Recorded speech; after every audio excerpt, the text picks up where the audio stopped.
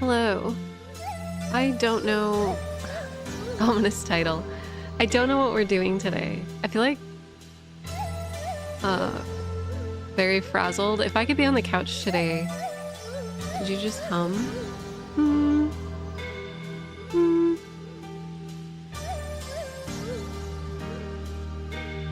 I thought it was the music. No, I'm here. Hi. It's me. I'm here. So I'm having like choice paralysis right now. The past week's been really hard, so I just feel like emotionally fried. And we have a lot of options today. We have... I saw the title and I was like, good, she's owning it. Hold on, wait till you guys see me.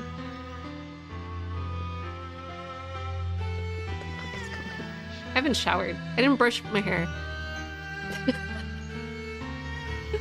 I'm like... The shrimp fried this rice, for sure. I don't know what to do today. Gremlin mode, yeah. So here are some options. I could show you guys my farm in Fields of Mystria. We have Sekiro. We have to finish the Metaphor demo. Fuck. What else was there? Also, I need to turn my key light on. Oh, I was gonna write for my next like lore video, although the next video is going to be a rambly one. I don't think it's going to be a one that I'm going to have waves do. I think it's going to be just like one where I turn the camera on and talk. But I think I'm going to do the thread that I made on Midra and Gold Mask, and just talking about chaos and order and the movement of ascetic monks. So I might write today at some point. I just feel real bad. Like, I've been doing such a good job at running and working out every morning, and today I couldn't get myself to go do it. So I might try to like run later this afternoon, but are there spoilers ahead? I still gotta play Elden Ring DLC. No, I won't be talking in depth about the theory at all, or like anything on stream about that. But yeah, we will not be playing Elden Ring, no. But I was thinking about like writing today on stream, but I don't know. I don't know if it's even, I don't know.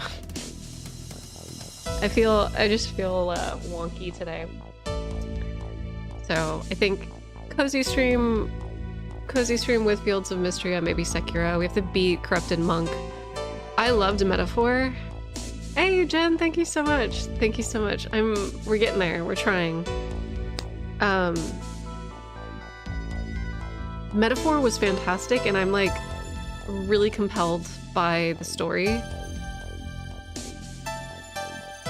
I love it. I love it. I definitely want to continue because it seems like we're gonna get some Leon lore in this next dungeon. I think that this scenario, like the first scenario in the mines, is going to be us pursuing the human that destroyed his village. So we're gonna get some Leon lore, but I don't know if I feel like playing a turn-based JRPG right now. Even though like I'm addicted to the story, I like love it so much. I really have to be in the mood for turn-based JRPGs, even though that was like the genre that I grew up playing. It was like JRPGs and survival horror exclusively. All the PS2 era games. But I'm finding now, as a grown-ass adult, that it's like... Make chaos take the world. So today just might be like a grab bag of like random shit. TLDR. TLDR, today's gonna be like multiple games. We're gonna be playing probably like 3 to 4 different games. Same, I played so many, I have to be really locked into it for it to work for me. Same, like, because I know it's gonna be like a 200-hour commitment, or like a 80 to 200-hour commitment. And so I really have to be like in bed, in the groove, like I'm in my cockpit, and that's all I'm doing for like the next month or so.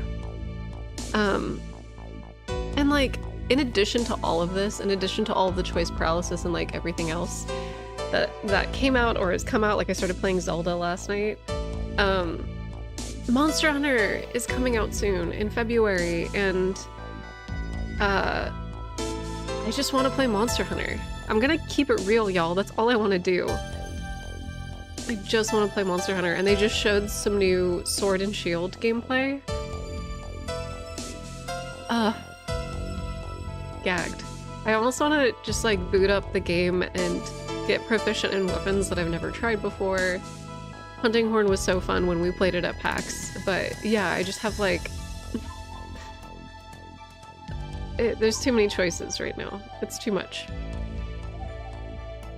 No Sekiro this stream? Maybe. Danger Man. I'm feeling really like chaotic today.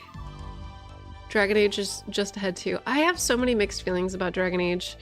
I'm very excited for obviously all of the character customization things that they've added to the game. There's a lot of stuff that looks fantastic, but I found out that some of the choices that were made in previous games are not going to carry over or matter, or maybe they're going to retcon some of the choices. So for those of you that have played Origins, there was a point in which you have like a major choice where you can... It's weird, like there's a big bad guy, like the archdemon, and his soul needs to be sealed away in like a physical vessel. And Morgan, the witchy character, has this plan where like she can put the archdemon's soul, or like the archgod, whatever, into a baby's body who's conceived on the night of the Darkspawn invasion or whatever. And so Alistair and Morgan hook up to create this baby that's effectively gonna like house the archdemon's soul, right? And we called it the Godchild, like in the Dragon Age community, we called it the Godchild. But the Godchild actually shows up in Inquisition. So it's very clear that they were like planning, like building up to something with this child. He was going to become important, potentially. And then I guess they just got rid of that. Also, thank you, Twitch, for the gifted subs. You can't choose whether or not you have the Godchild in your game. Hey, thank you, Waves. You can't choose whether or not you have the Godchild like in your world state anymore. So I don't know what's happening. Pakal says, I always found the characters and dialogue a bit too edgy for my taste. Yeah, so it definitely has, because the Dragon Age games came out kind of at the advent of, it was like when did Marvel, like when did the Avengers movies come out? When did Joss Whedon get a hold of Marvel? 2012. So then when did Dragon Age Origins come out? Dragon Age Origins came out in 2009. So this predated the Marvel Cinematic Universe. It predated Joss Whedon getting a hold of the Marvel Cinematic Universe. So the snarky, like banter, sarcasm, quip thing has always been a part of Dragon Age's DNA, but it is overplayed now. It's overplayed now because of the Marvel Cinematic Universe. But like I understand that they're like sticking with it because of the identity, but it was so bizarre because I felt like Dragon Age Inquisition was slowly transitioning away from that. It really felt like they hit their stride in Inquisition with their art direction, and there were some like art choices from Dragon Age 2 into Inquisition that felt a little bit more grown up, and a little bit more thoughtful.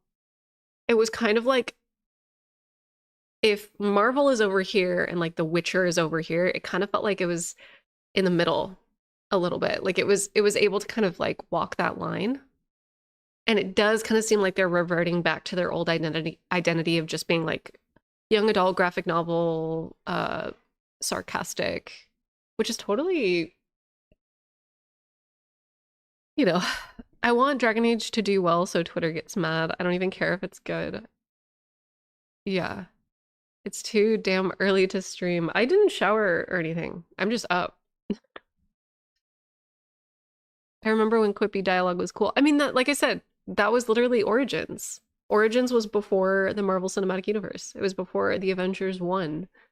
So, you know, it like was always kind of paving the way for it being cool. I'm not a fan of the smooth purple aesthetic that they have going on in Veilguard. Me either. It's Fortnite purple.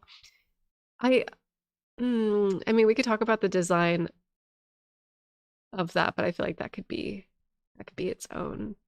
I can make a whole video on the design choices.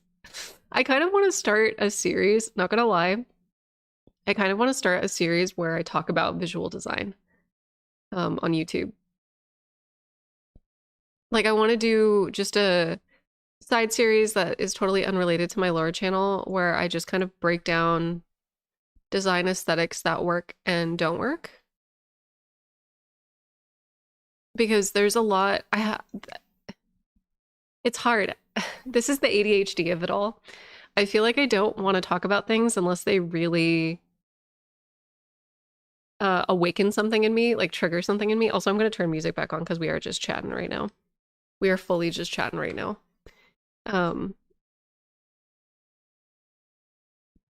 Yeah, if I really love something versus if I really hate something, I always want to talk about it. Like something really has to make me feel passionate. And I feel like it's very clear with my Elden Ring videos what subject matter I feel passionate about and what subject matter I want to just like throw to the side. Like shit I don't care about. I'm just kind of like, why do I need to make a video about this? Do you know what I mean?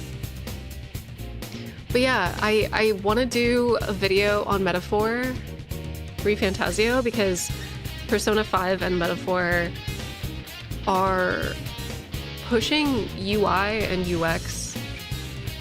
But it's almost like the nobody asked if we should argument. I think stylistically Persona 5 was fantastic, but I think that there are some things in Metaphor that are pushing it a little bit too far to the point where like the art that's supposed to serve the narrative and like the build up for the aesthetics are actually hurting the player experience, like hurting the UX and UI experience. The art and history design choices stuff is like your superpower, and once that well runs a little dry, as it has with Elden Ring at the moment, you still have your skill set. Yeah, exactly. Okay, so I'm not crazy. You are not crazy, no. And there are examples within the Metaphor game that are a fantastic use of AI, or AI, what the fuck am I saying? UI. I'm like gonna set myself on fire for saying AI. Fantastic use of UI. I would say that like the stat menus are great, but I would say the dialogue bubbles are like the most heinous thing I've ever experienced. And just like walking around the city, like the capital, is like the most heinous thing I've ever experienced. There's a lot of design choices that I would run back. For sure, for sure. My heart just skipped a beat. Yeah, don't... Sorry. UI. I'm not awake yet, Kyle. I actually have a second cup of coffee sitting somewhere for me that I forgot to pick up. As much as I like the UI artistically, it's just so hard to tell what's going on sometimes. Fully. There's also white, it's like visual white noise.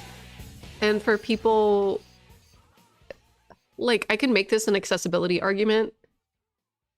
And it could just be like, but for people with ADHD or autism that experience any kind of like sensory overload when they experience things like snow in video games, or a cluttered UI or constant moving visuals, that it can actually like overwrite your ability to pay attention and like see where you need to go clearly, because there's just so much going like this all the time. It's like looking at TV static effectively is like how it feels. But I would say that it even like is distracting for people who are neurotypical. I don't think that this is just like an accessibility argument. I think it's so egregious that it's too much. It's too much. And I think that, you know, you don't need to have a minimalist stance on UI to like experience how overwhelming it is, because I know there are a lot of people out there that are like, I play Soulsborne games with the UI turned off. There's like definitely you don't need everything to be minimal for it to be good design. You can have a really cluttered UI so long as like it doesn't hurt the player experience, and there's definitely a balance that I would love to talk about. I think the UI artists at Atlas got really excited and overly ambitious from the reception of Persona 5. Agreed. I actually want to get back into Metaphor because I want to get back into Metaphor because I want to break down the other menu systems, like the menu. So like I want to see the archetype menu. I want to see a bunch of other stuff. A lot of people have been requesting Fields of Mystria, but like I have full brain rot with that game.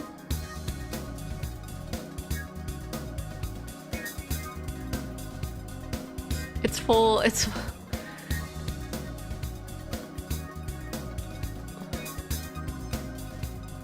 When are you going to Japan, Ingenue? Unlikely to complete Sekiro beforehand. Oh, I'm not going to Japan until like December. I have plenty of time. We'll fully beat Sekiro within this month. I'm like 100% certain on that. Fully. Like, I'm not even concerned. It's still September. Where did you get to yesterday? So we got to the mines. We got to the entrance of the mines. I remember Ghost of Tsushima's UI being actually very nice and unintrusive, but I don't remember if I changed any options. But like, I think the fact that those options are even there is a sign of good design though. The ability to like add or remove things is, oh yeah, UI is coming up. Okay, cool. I've beaten Sekiro before, for those in the chat that I think that what they're asking is like, am I going to complete this second playthrough before I go on like absence for a week? We've beaten Sekiro before. We've actually beaten it on stream.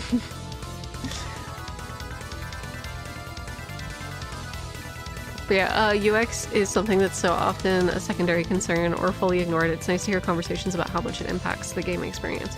I think Unchowder, the thing that is really interesting about a lot of Japanese development teams is that the inner workings of them are much different than Western dev teams. And that's all I'll say on that.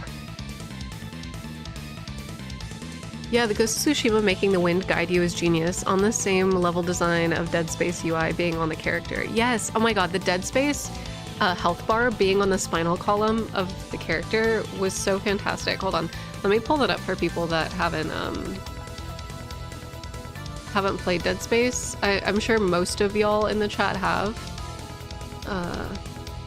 But it was really intuitive. There were a lot of mechanics that were shown like physically on your character instead of on the HUD, which I feel like is the way.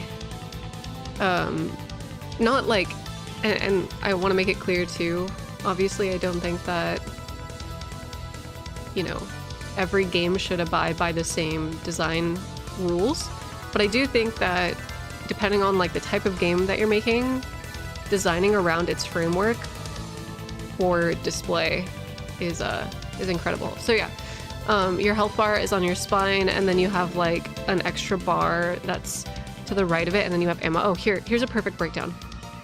Here's a perfect breakdown. So we have the health bar on the spine, the stasis, which is kind of like your special situation, your special ability from what I remember, right? Can't you like stasis some of the enemies? And then you have your ammo that's on the gun, and then you have your targeting reticle. So that way it leaves like the overall screen relatively uncluttered. And also when, hold on, wait, let me open up Miro really quick. Sorry, we're having like a full-blown lecture right now.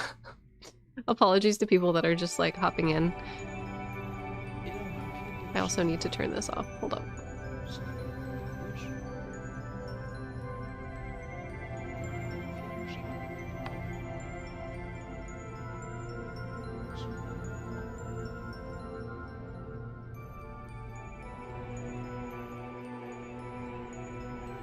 Oh, they changed the UI. Wow. Of Miro. Speaking of UI. Okay. Damn, my Bloodborne board goes crazy. Okay.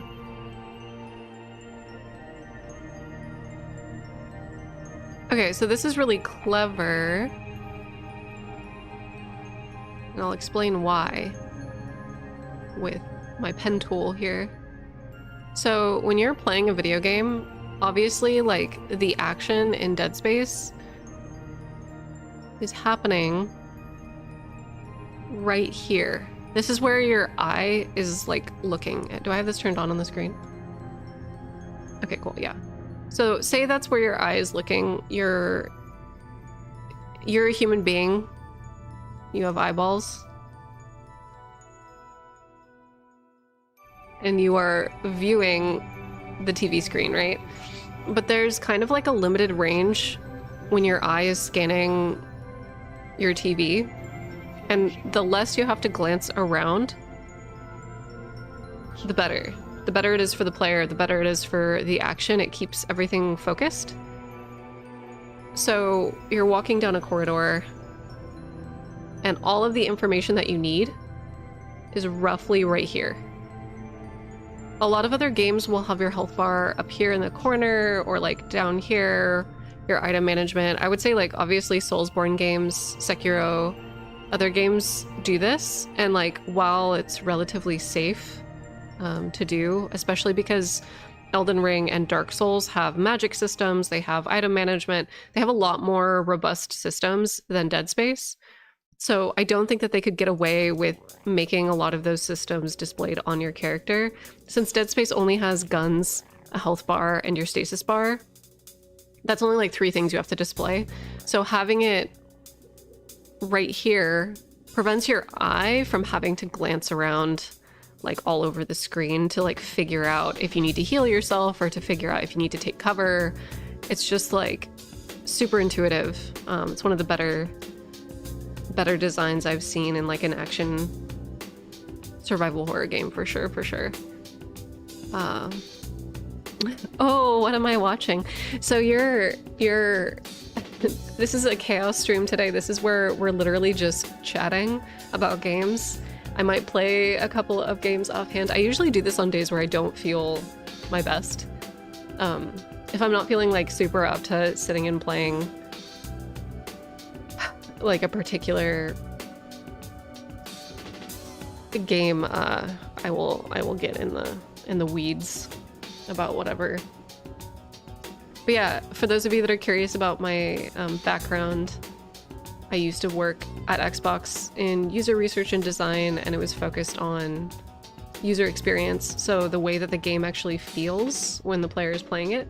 And that includes like UI decisions and choices, but also accessibility options, like color blindness settings, and just like options for various stuff. So the game that we were just talking about was Dead Space. This is Dead Space, this video game. But yeah, Armored Core 6 has the ultimate reticle. It's true, yeah.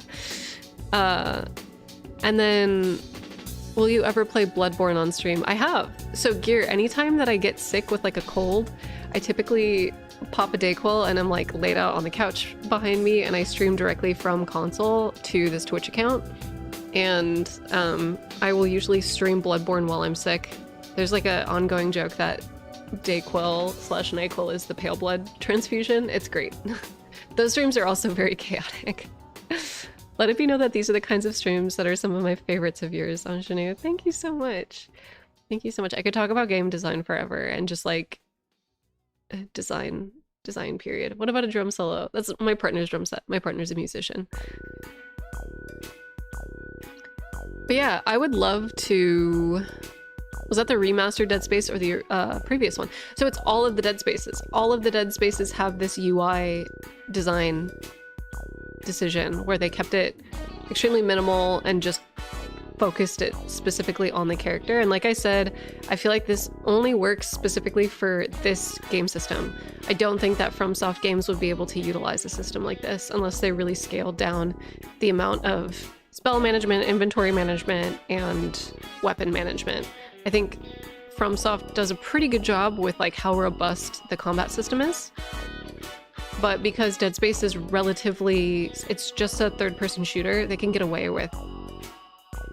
I want to say that,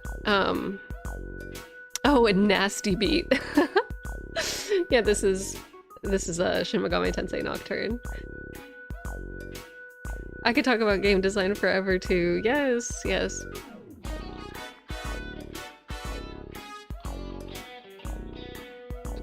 I checked the Patreon. We get to look at all of these Miro boards by ourselves. Yeah, I tried to post them, but there's some weird permission shit with Miro. Miro can be kind of picky. You can set it to public viewing, but only a particular user will be able to edit it.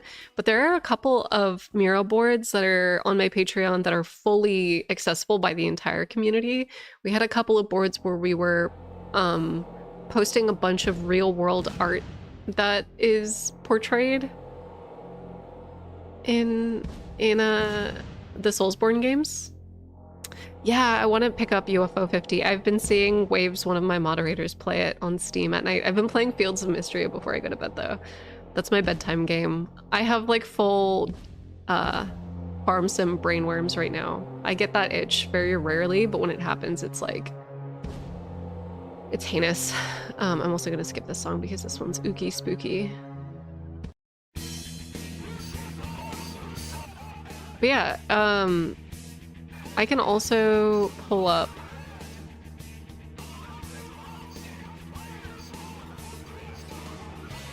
I kind of want to pull up I'm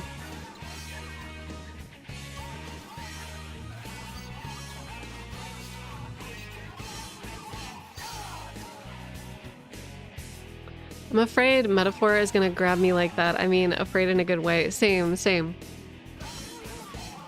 What have I been playing? Haven't you been playing UFO 50 at night? I think I see you get on Steam occasionally when I'm like in bed on my Steam Deck. I'll see you like pop online.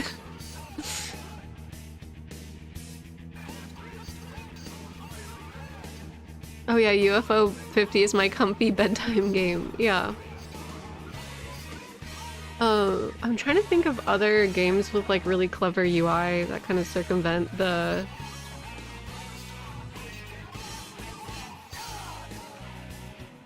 like weird cluttered situation. But I want to hold on, let me pull up. I want to see if the trailer depicts what I'm talking about for Metaphor ReFantazio.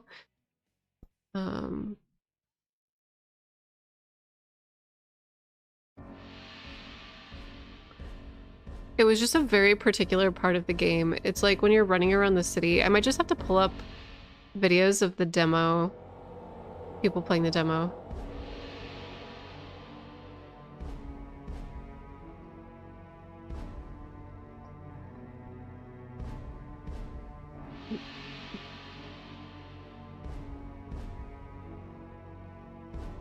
Cool, I found one that doesn't have camera, which is great. Thank you, Faz, on YouTube.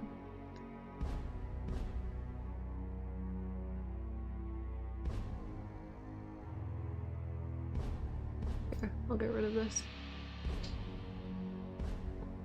So I'm gonna skip ahead to the city. See if I could find a... It was a little bit before.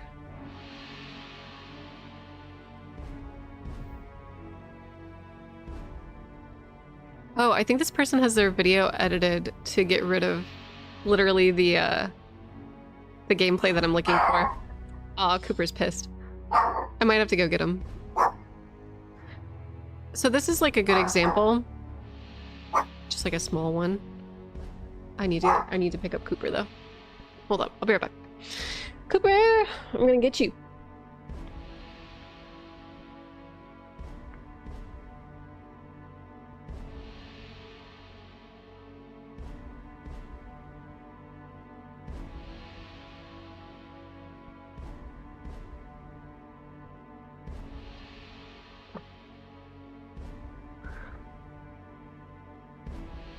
So there's something happening in Metaphor ReFantasia that I kind of want to talk about. I feel like this would be a good subject regarding UI and narrative story. Like the marriage between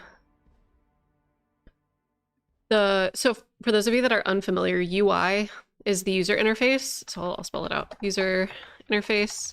It's usually like the in-game menu systems. I know, sorry if I'm being very redundant, if y'all already know this information. I'm just saying it so that way you can kind of parse the acronyms that I'm using. But if I say UI, that's user interface, so that the example of that would be like this. But then the user interface, this gets mistaken a lot. There's user experience, that's UX. And a lot of people use these terms interchangeably on accident, but I think the reason for this is because the user interface contributes to the user experience. So say for example, if the health bar and the reticle and the ammo and the stasis for Dead Space were all located, let me see if I can find a sticky. Here we go.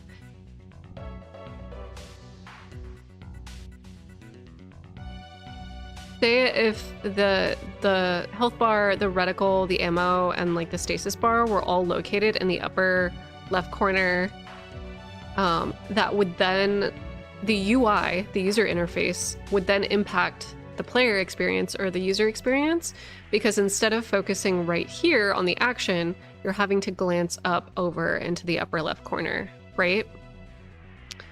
So the user interface can impact the user experience. Does that make sense? But then user interface, or like, I'm gonna just say like in-game assets, and there's also like static assets and animated assets, are like the graphics.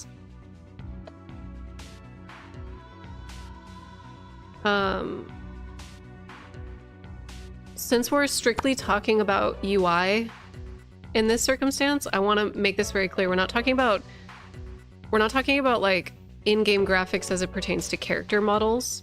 We're talking about like graphics as it pertains to health bars, menus, speech bubbles, etc. You know, so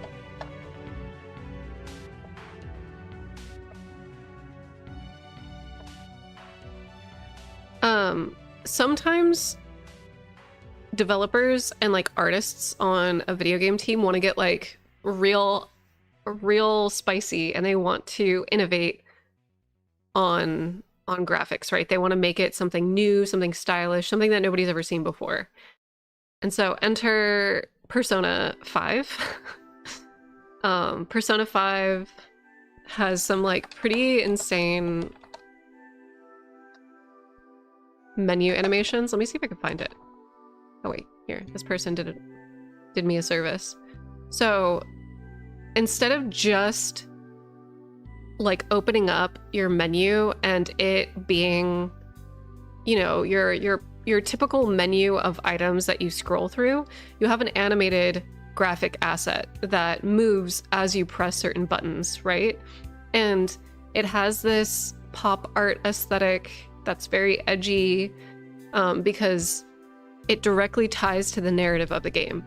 The narrative of the game is about teenagers who are challenging their repressed thoughts, feelings, emotions, or trauma to embrace their like shadow self or their other self, and become like a fully actualized person. That's the center focus of the Persona games, is like teenagers kind of having a coming of age moment.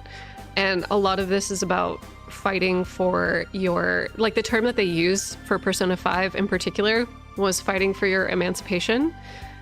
And you can kind of see in the graphics in the background, there's like a thing that says like, don't look at me like that, you know, in the upper right corner.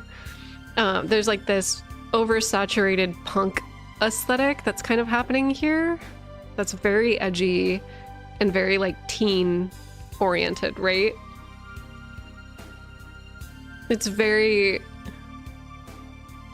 talk to the hand. Yeah, it's very, so like the design is serving the setting, it's serving the characters. The design is directly married to the narrative, right? So if you have like a game narrative about like punk teens, then you can like have that represented in like a cohesive vision in your user interface, right? So it's kind of like how design is married to the mechanical side of the user experience, right? So there's like an artistic, I'm gonna put like the artistic stuff in, let's put artistic stuff in blue, and kind of like the functions of the game, like the things that you need to have in order to like actually experience the game in pink, right? I would actually put this one in blue over here. Like in order for me to access like my stat menu, right?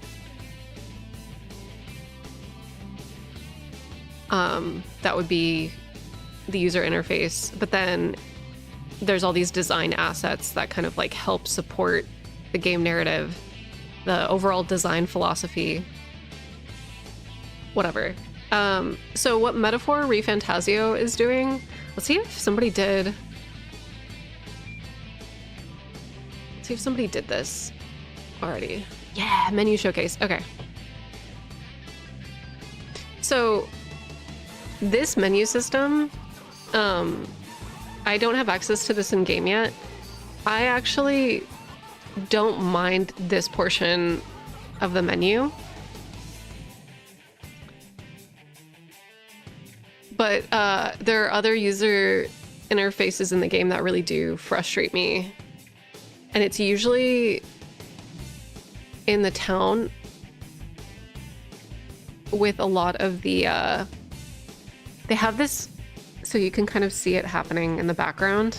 There's this animated moving painterly thing that's happening. It looks like moving paint, like somebody sketching. And they do this in the dialogue boxes too. So like if you talk to an NPC, the dialogue box is constantly moving. I want to see if there's gameplay of anybody running around. Faz cut out all the stuff that I wanted to see. Give me like a random YouTuber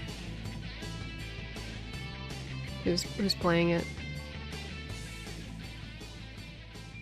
Nobody wants to. Oh, okay, this might work. Okay. Mr. Happy used to do Final Fantasy stuff. Final Fantasy 14 stuff. Okay, wait, hold up. Oh wait, this is... Why... Okay, there we go. I was like, why is he talking about Final Fantasy during his metaphor? Here, perfect, perfect. This is exactly what I needed.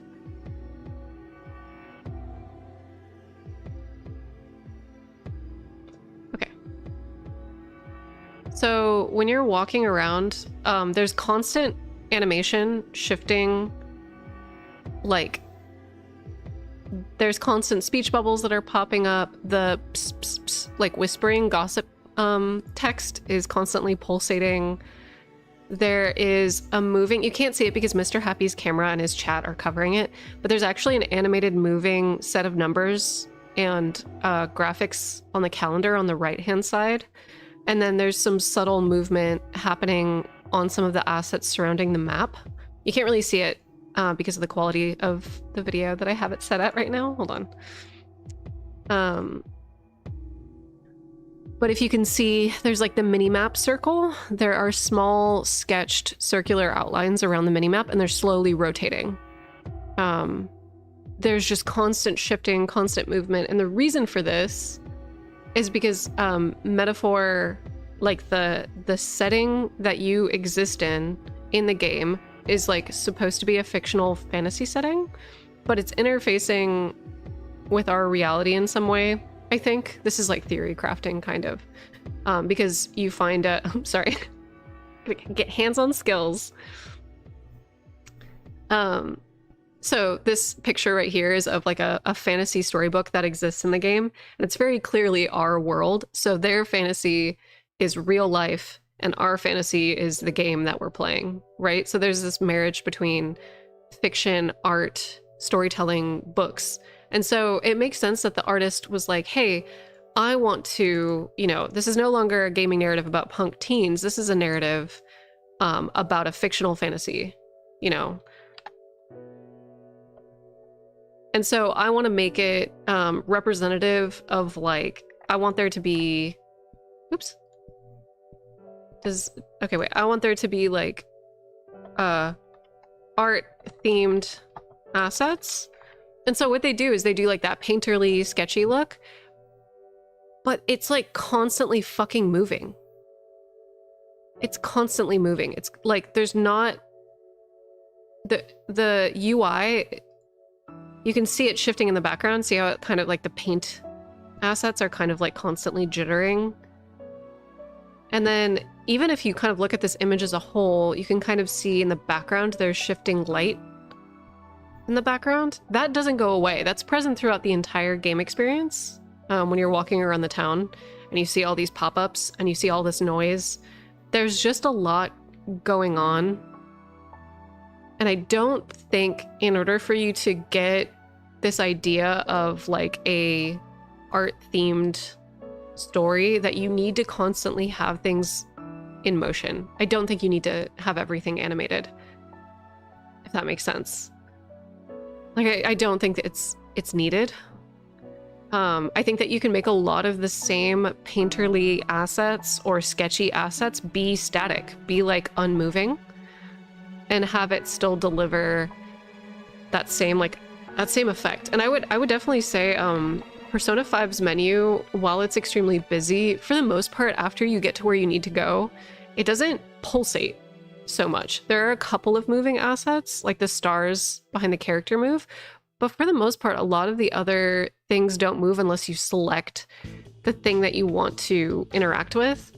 And so it makes interacting with this menu feel very tactile. Like, it's like not every single little thing is constantly shifting and moving. When you have all these, like, when you have so much movement, it makes it feel like you don't really know what you're interacting with. Does that make sense? Like if you're just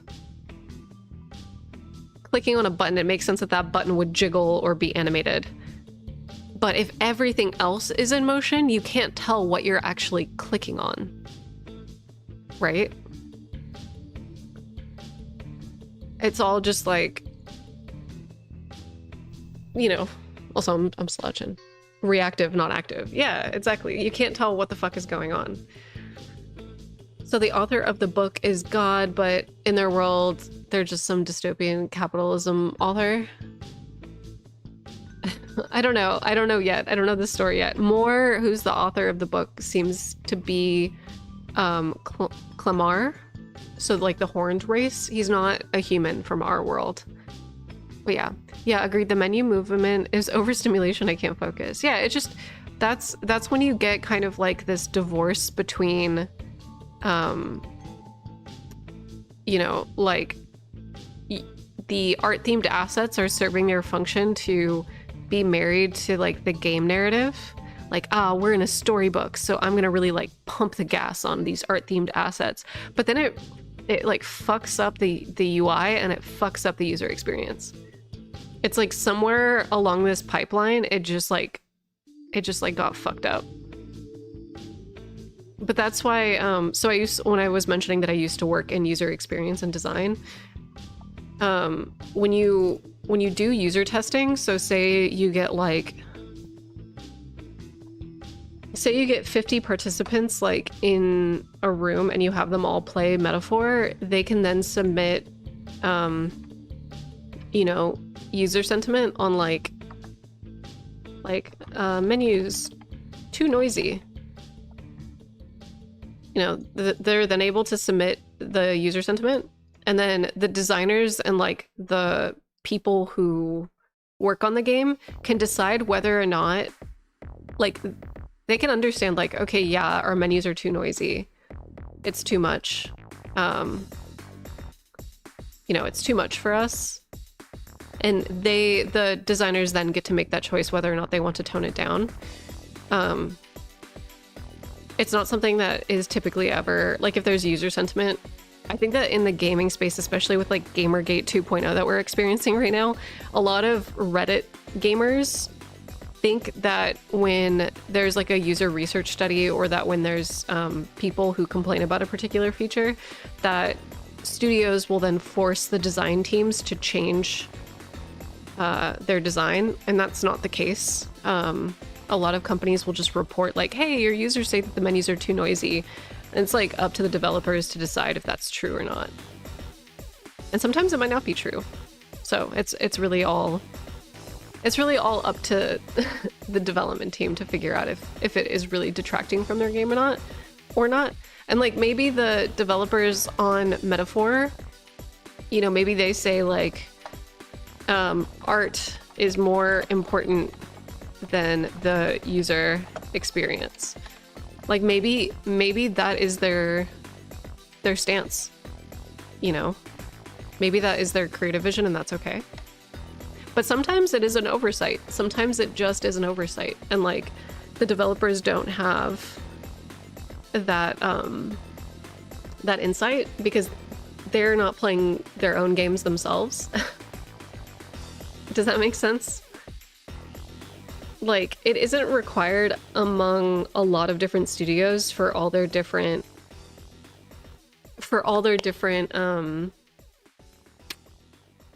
like, say if you're a video game designer and you need to hire a composer, an artist, X, Y, and Z, like you need to hire a bunch of people. Those people don't necessarily have to play video games. They just have to be good at drawing and making music. And so it doesn't make sense for them to be forced to play a video game so long as they're talented. But I feel like that is sometimes where design flaws can come into place, is if the producers or the people who are managing the project overall don't see how all these different things are married to each other. There is some like issue in the design pipeline, studio to studio, and each studio is run differently with different methodologies, if that makes sense. So it's like, it's fully studio specific. Like the past few interviews that I've interviewed for like major game studios, a lot of them, like some people use Agile, some people use Waterfall, Scrum, some people, there's like a bunch of different management styles, and that can then dictate the direction that like your game is being developed and how how aware the managers are of like these design issues. It's like a whole fucking thing. It's a whole fucking thing. But yeah, I'm gonna answer questions really quick. Is that something that comes from the overall game director or art director to make the ultimate decision here? Yeah, so sometimes for the studios that I've worked with, because I've worked with bigger studios and smaller studios, I'm trying to think of like an issue with UI that we've run into. I would say that the one of the issues, like prevailing issues that we would see most often would be white subtitles. Stylistically, I think because a lot of games take place in like darker settings like this one, it makes sense for, you know, a lot of game designers to be like, it makes sense for a lot of game designers to be like, yeah, we want our subtitles to be white because obviously when the subtitles are black, you can't fucking read them in like a dark setting. And so a lot of game devs will make, you know, this white subtitle text. But then, hold on one sec, let me see.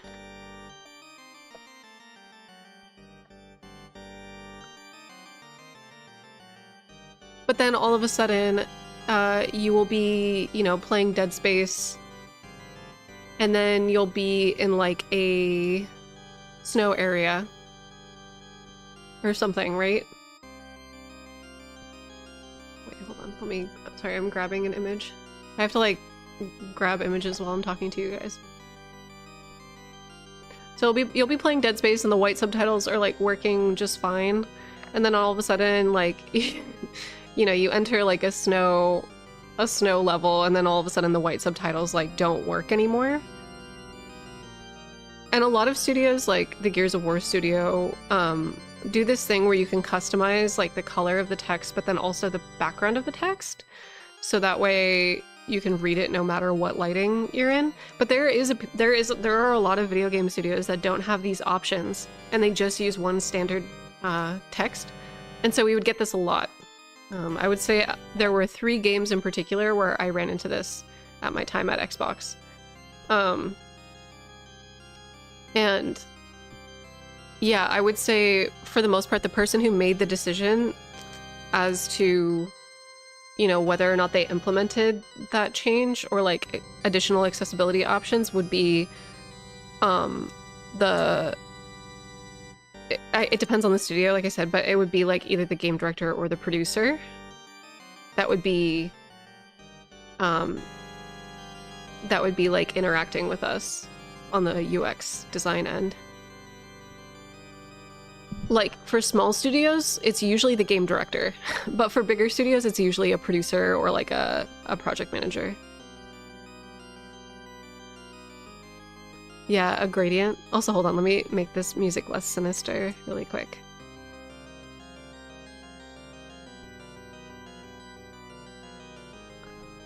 Oh.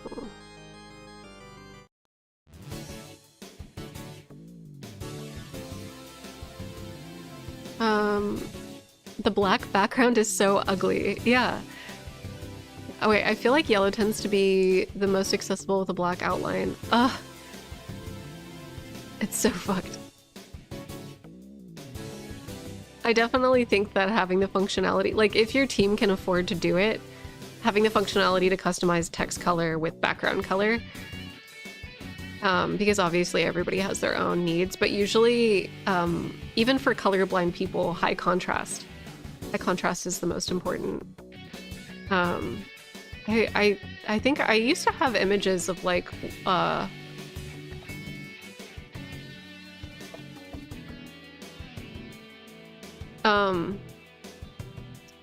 so here, yeah, I'll just do the number,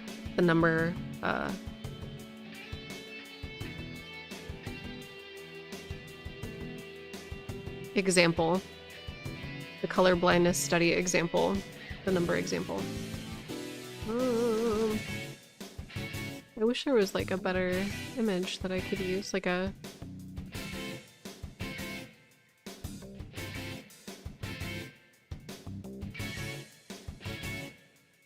So when you're designing for like subtitles, or say you have a video game like Splatoon, for example,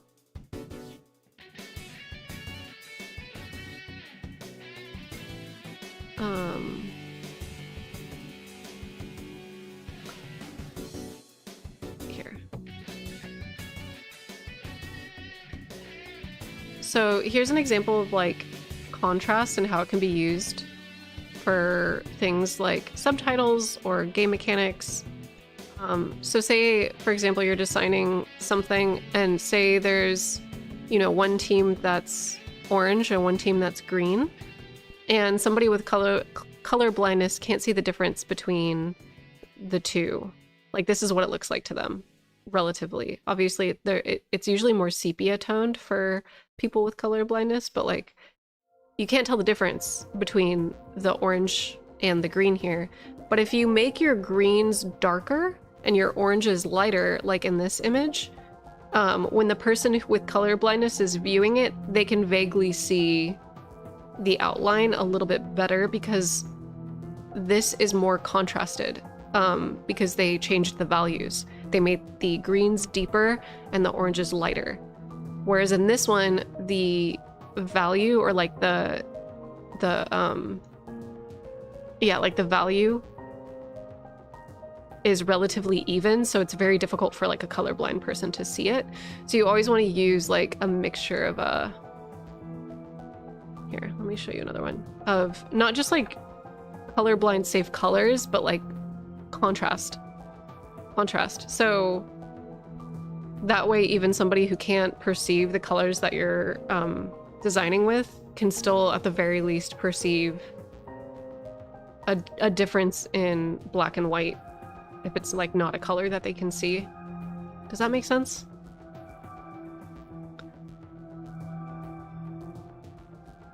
I hope I'm making sense. Or like yeah.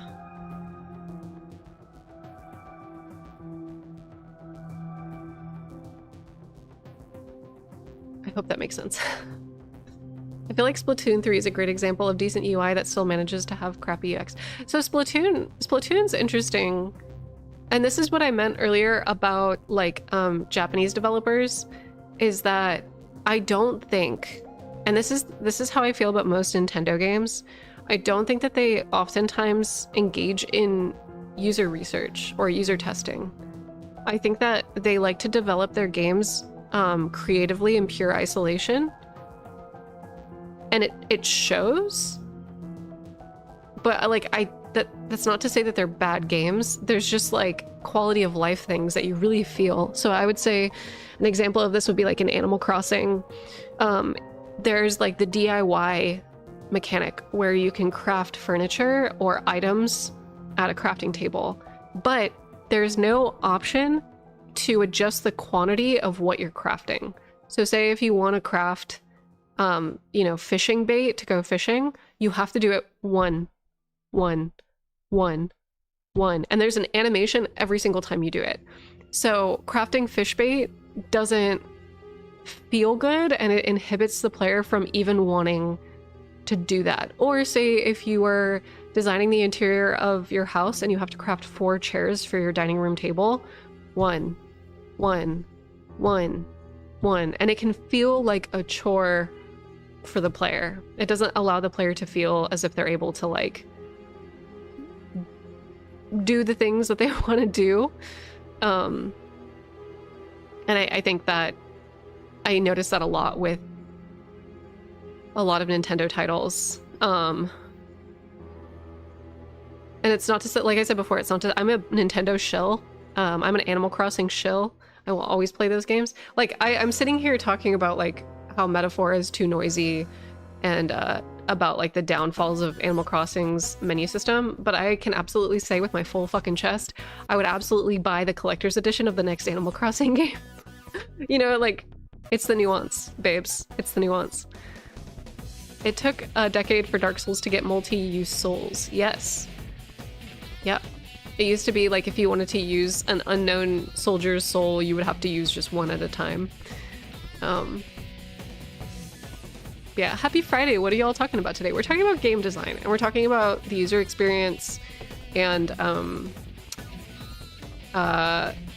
how the user interface is married to the user experience, and then how design is married to both the user experience and the user interface.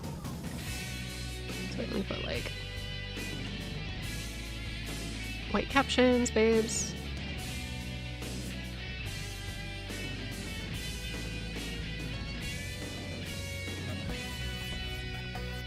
But yeah, we were talking about that, and then we were talking about ways to get around things like white captions, and like a bunch of other stuff. We're just yapping. We're just yapping about color blindness. Ignore the picture of a rabbit decapitating a snake with a knife. No, that's a wait. Where was it? Where did you guys see that? Oh yeah, this is a cat. This is Raw, by the way. This is Raw fighting was it Apep? Apep? He's the Chaos Serpent. He's the Chaos Serpent, and Ra is protecting the Tree of Life. Ra is the sun. If that sounds familiar, it absolutely is. But yeah, don't ignore that. Don't engage with it. Also, the Watchdog Guardians from Elden Ring, by the way.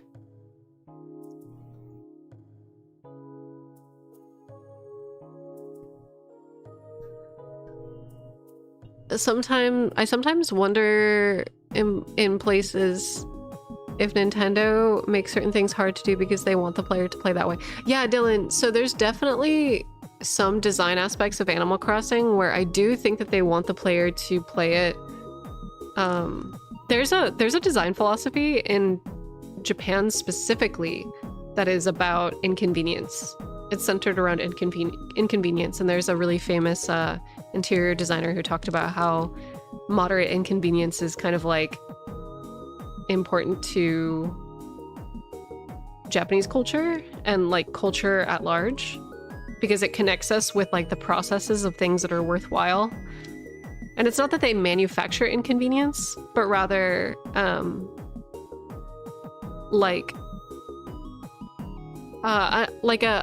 example that he used specifically was that toilets in Japan used to be removed, like they were like outhouses. They used to be removed from the building. And he was saying how like, obviously when you're in your house, you don't want to have to put on a coat and put on your shoes to go use the bathroom, especially if you have to go really bad. And what if it's raining? But at the same time, he was talking about the experience of going to the bathroom in an outhouse and how like pleasant and peaceful it is, and how it feels more sanitary, and it feels more like far removed from your kitchen, from your sleeping area, from it's like he was talking about how the inconvenience of it actually serves other things in life. And I think that like there's a slowness, like a slow and deliberate pace that Animal Crossing is intentionally supposed to have for you to feel like you're kind of taking a step back and you're moving slowly. But there is a point in which like this is a thing for me that I wonder about and I struggle with a lot. What is stopping me from just not fishing?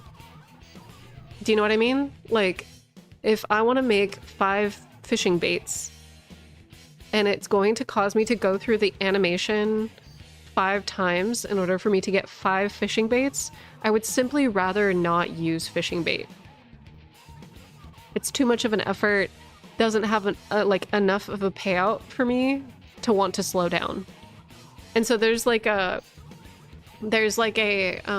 relationship with inconvenience that I feel like is incredibly important, and I agree with that interior designer where if inconvenience benefits you in other ways, like being able to go to the bathroom outside where it's like peaceful and it's sanitary and whatever, I would absolutely brave the rain to get all these other beneficial things. But yeah, it's like cooking while camping fully. It's like very inconvenient, but there is like something about it that feels meaningful and purposeful and like intentional. Crafting fish bait in Animal Crossing does not serve me in any of the ways that I listed. It's not benefiting me in any way. I'd rather just fucking get out there and go fishing. Also, you can't not shit. Exactly, yeah. Yeah. Both very primal experiences. Yeah, I just like don't... There's points in which inconvenience and slowing down serves a purpose. Not letting me craft more than one fish bait and making me sit through, sorry, an animation. You can speed up the animation, by the way. When your character's crafting, if you tap the A button, your character will craft even faster. But it still doesn't get rid of the animation. So it's like you still have to endure that. I probably wouldn't want to live like that, but then when I start staying at a summer cottage, there needs to be an outhouse for the authentic experience. It's weird because it's one of those things, I've like experienced a lot of loss in my life and having to revert back to old habits. Like, for example, when I'm broke, I can't afford gas often, so I drive less. But that means I walk more. And then when I realized like, oh, walking to the grocery store or walking to the bookstore or just like walking around my town, actually, even though it's inconvenient, is extremely beneficial, and it's like really good for my health, and I feel like I'm more in touch with my community, and I feel like a lot better. But I wouldn't have thought to divorce myself from using my car if I wasn't forced to initially, and now I prefer walking and biking to using my car.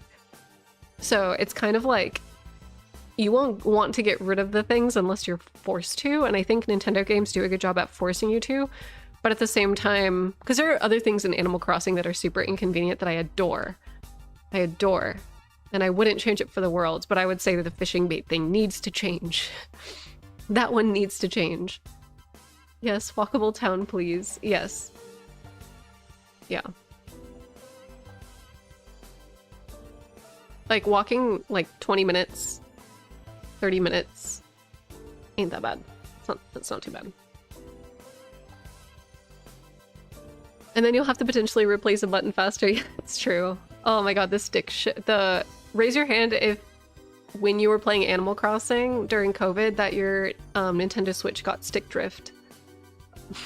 Because I went through like 3 controllers. I need to walk to the store more. It's right there, but Hill, I know, right? I had it on my Pro Controller.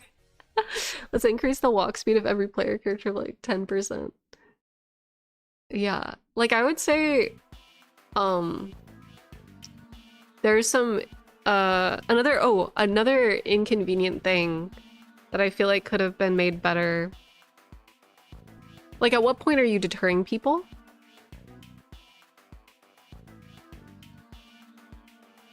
Yeah, Henry Prestige on YouTube says, I think there's something to be said about the glamorization of effort. Yes, and I do think that there's a balance, right? I do think that there's moments in which there's fall off, like effort and inconvenience, if they have other beneficial aspects of them, like getting you to slow down, getting you to disconnect, getting you to exercise, getting you to, you know, forcing you to like slow the fuck down. I think it's absolutely important. But yeah, when it is fully impeding, especially since we're talking about game design, if you are putting too much of a barrier between the player and like, hold on, let me pull up a Miro board. Sorry, I need to do this for my stupid brain because I am like a visual, not even, I'm a visual person. Okay. So say, let's get the animal. I'm gonna bring up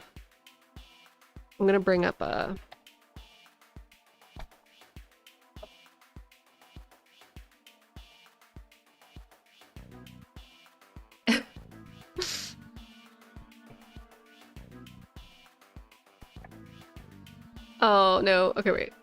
It doesn't want me to do this.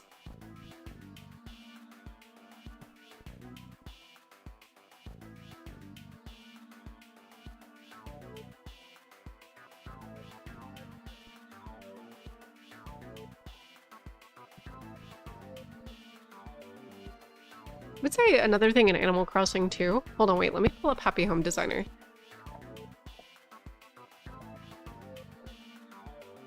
I would say or what was it?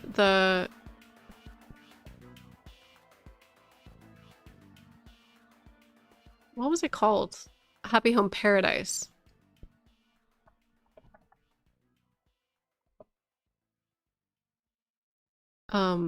Exterior. So there was a thing in Happy Home Paradise where there was like a full menu system that took you out of the game and like allowed you to design the exterior of an animal's house. And you can't do this in like the base game. The base game has something called terraforming. Sorry, I'm giving everybody like a lecture on Animal Crossing right now because I feel like this is such a good a game that kind of like kind of shot itself in the foot at certain times.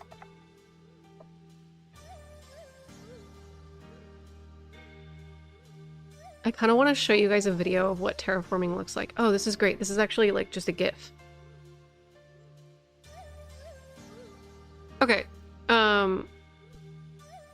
So in order to change like the outside of your island, you have to like dig using the terraforming tool. Oh yeah, let me change the category. Yeah. I thought I changed it to just chatting this morning, but apologies that I didn't do that.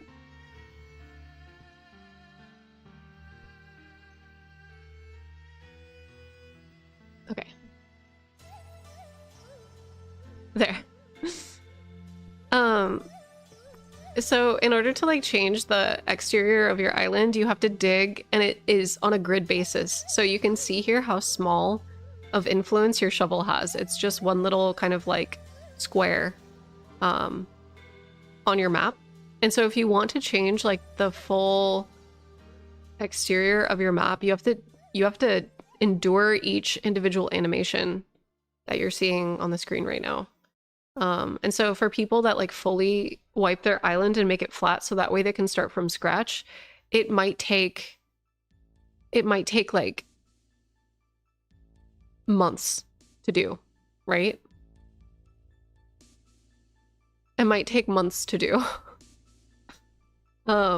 Whereas Happy Home Paradise, your character is invisible. Like, this is a picture of Happy Home Paradise.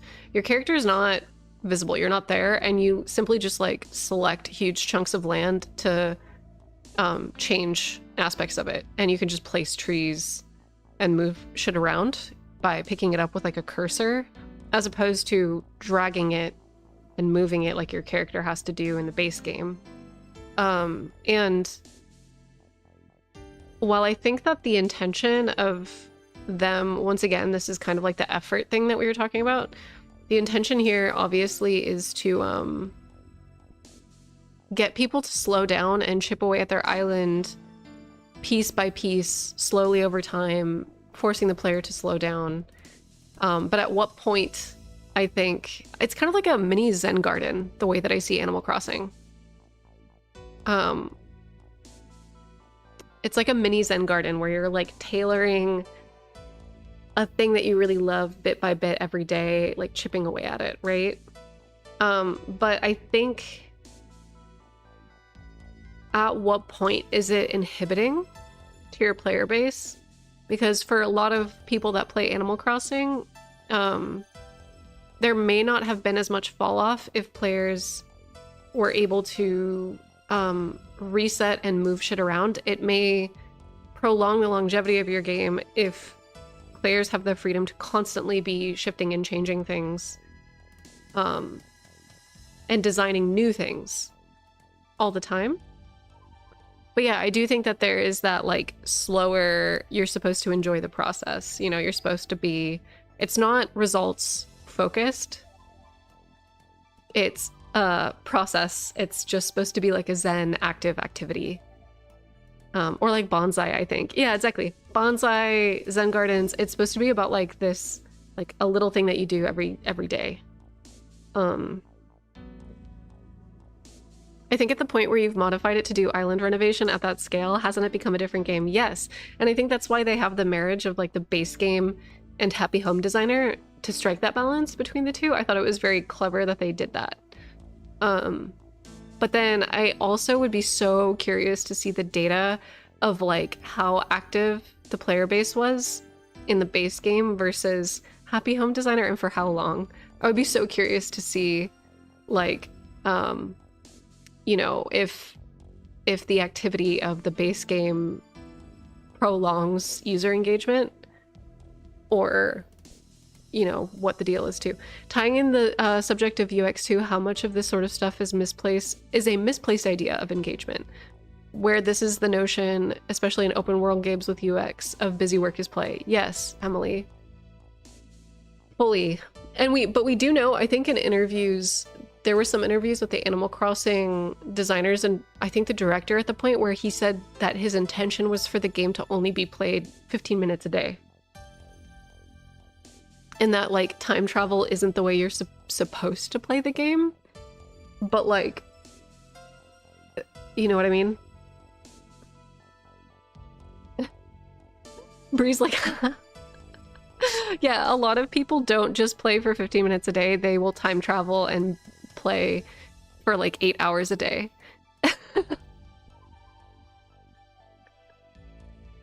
Hold on, wait, let me find it. Let me find that interview.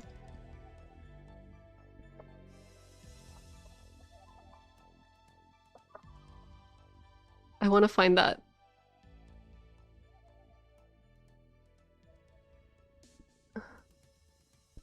It was really old. I do want to say that this was around...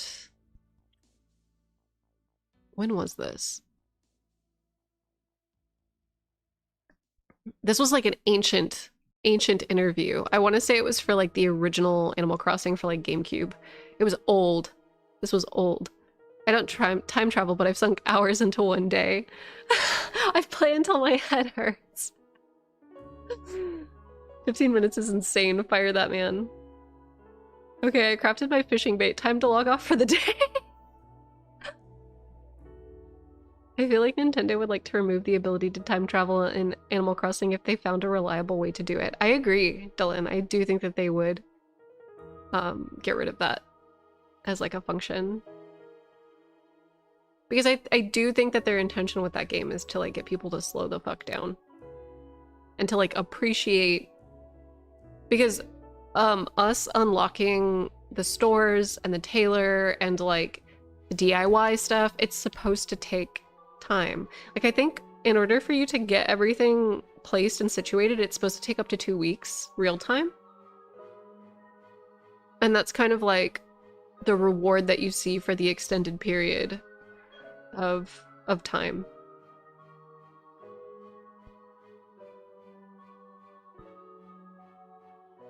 Hello. We're just talking today because I can't get myself to do anything. We're talking about game design. Oh my. Wait, do that again? Okay. We're talking about how like game design. Animal Crossing and there are some other like Japanese games where the UX and the UI are kind of toned down to force you to like slow the fuck down. Like in Animal Crossing, you can't craft more than one thing. You have to do it like one at a time. And it's meant to be like a Zen garden or like a... Yeah, Zelda. Yeah, you gotta slow the fuck down. One meal at a time. One meal. You can't make 50 mushroom skewers.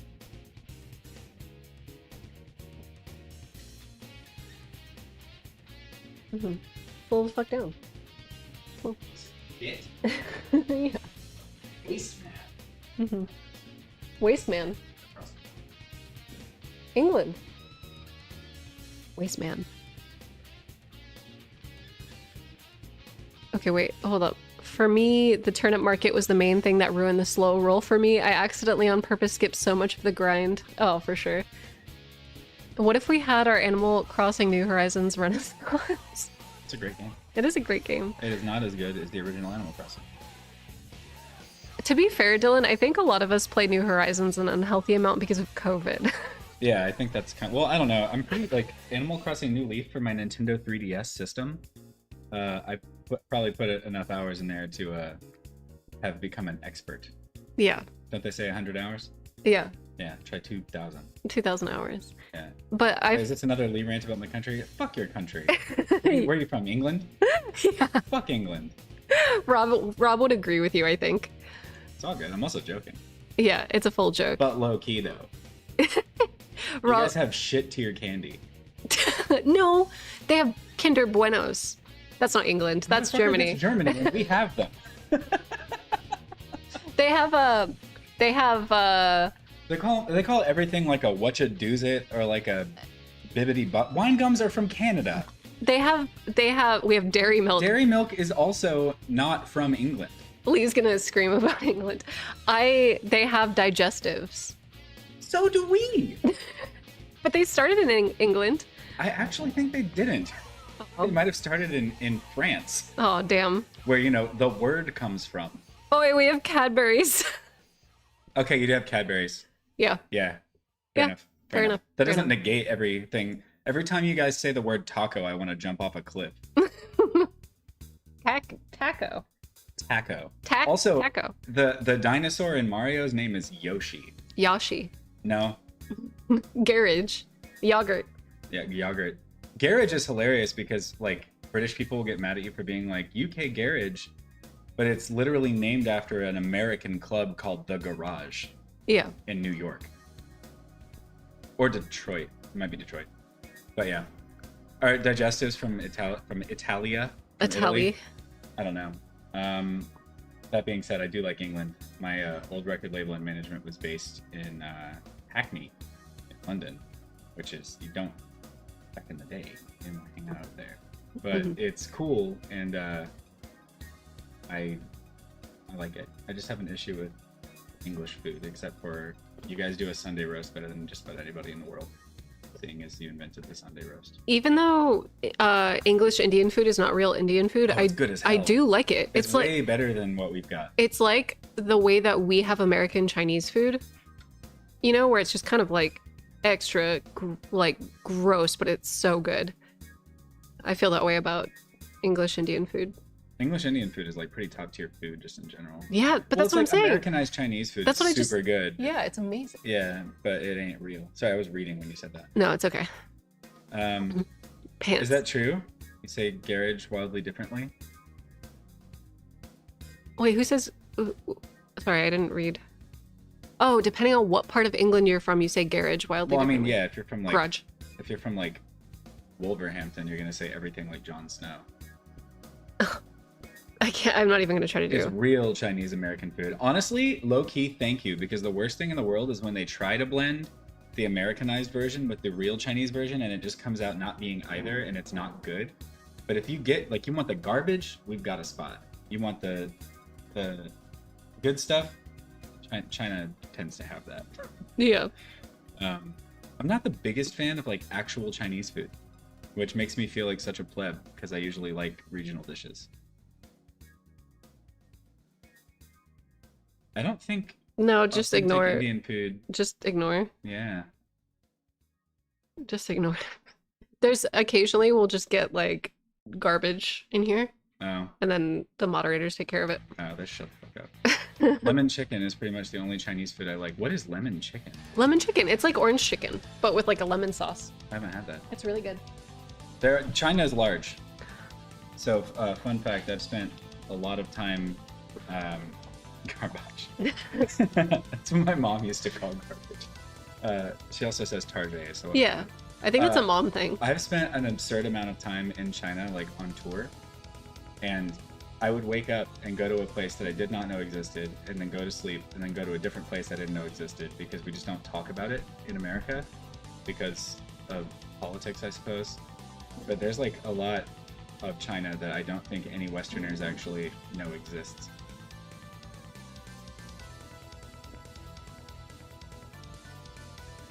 Malaysian fried rice is good. Bao's good. See, I'm a hot pot dumpling person, but Lee is not. but I I think that's, am. I You don't overrate it. love it like you. yeah.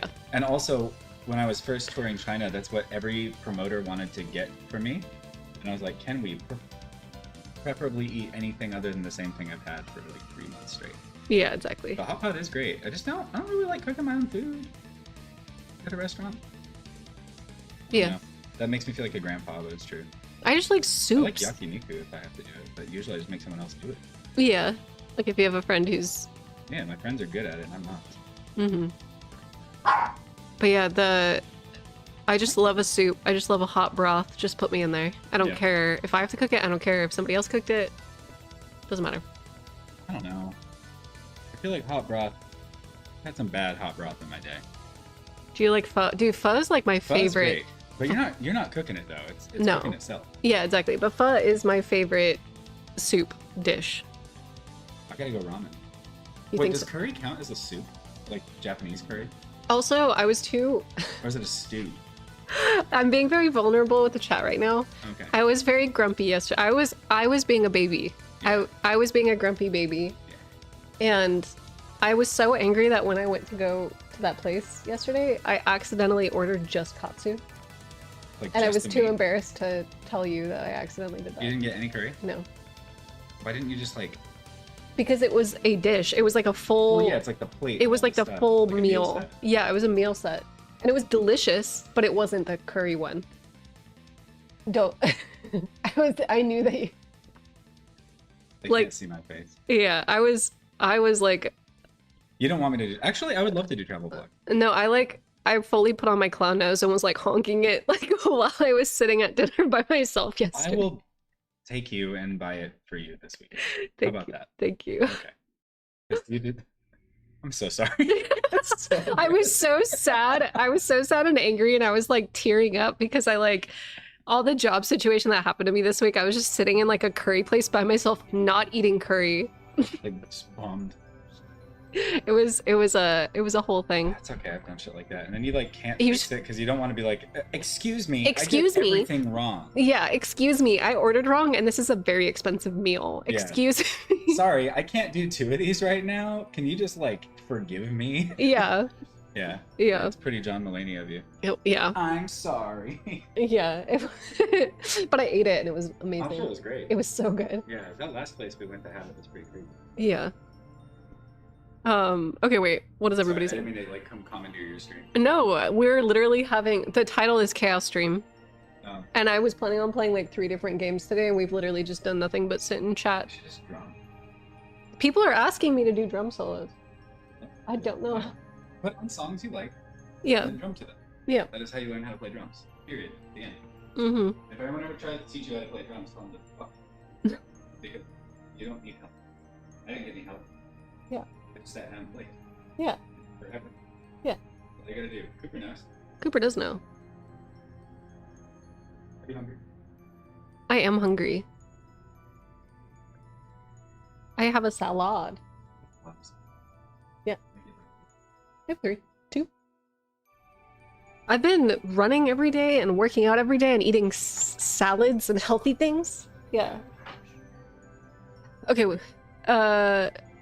In England, many stores conflate the word katsu with the curry sauce. So I went to this place yesterday that is a katsu curry restaurant. That is what their restaurant is, but they have a special style that they have. I don't want to like say what style it is because I don't want to dox myself, because it is a word that is specific to this restaurant and it has nothing to do with like Japanese cuisine. What's the style? Hold on, I'm gonna mute myself. No, don't tell me the name.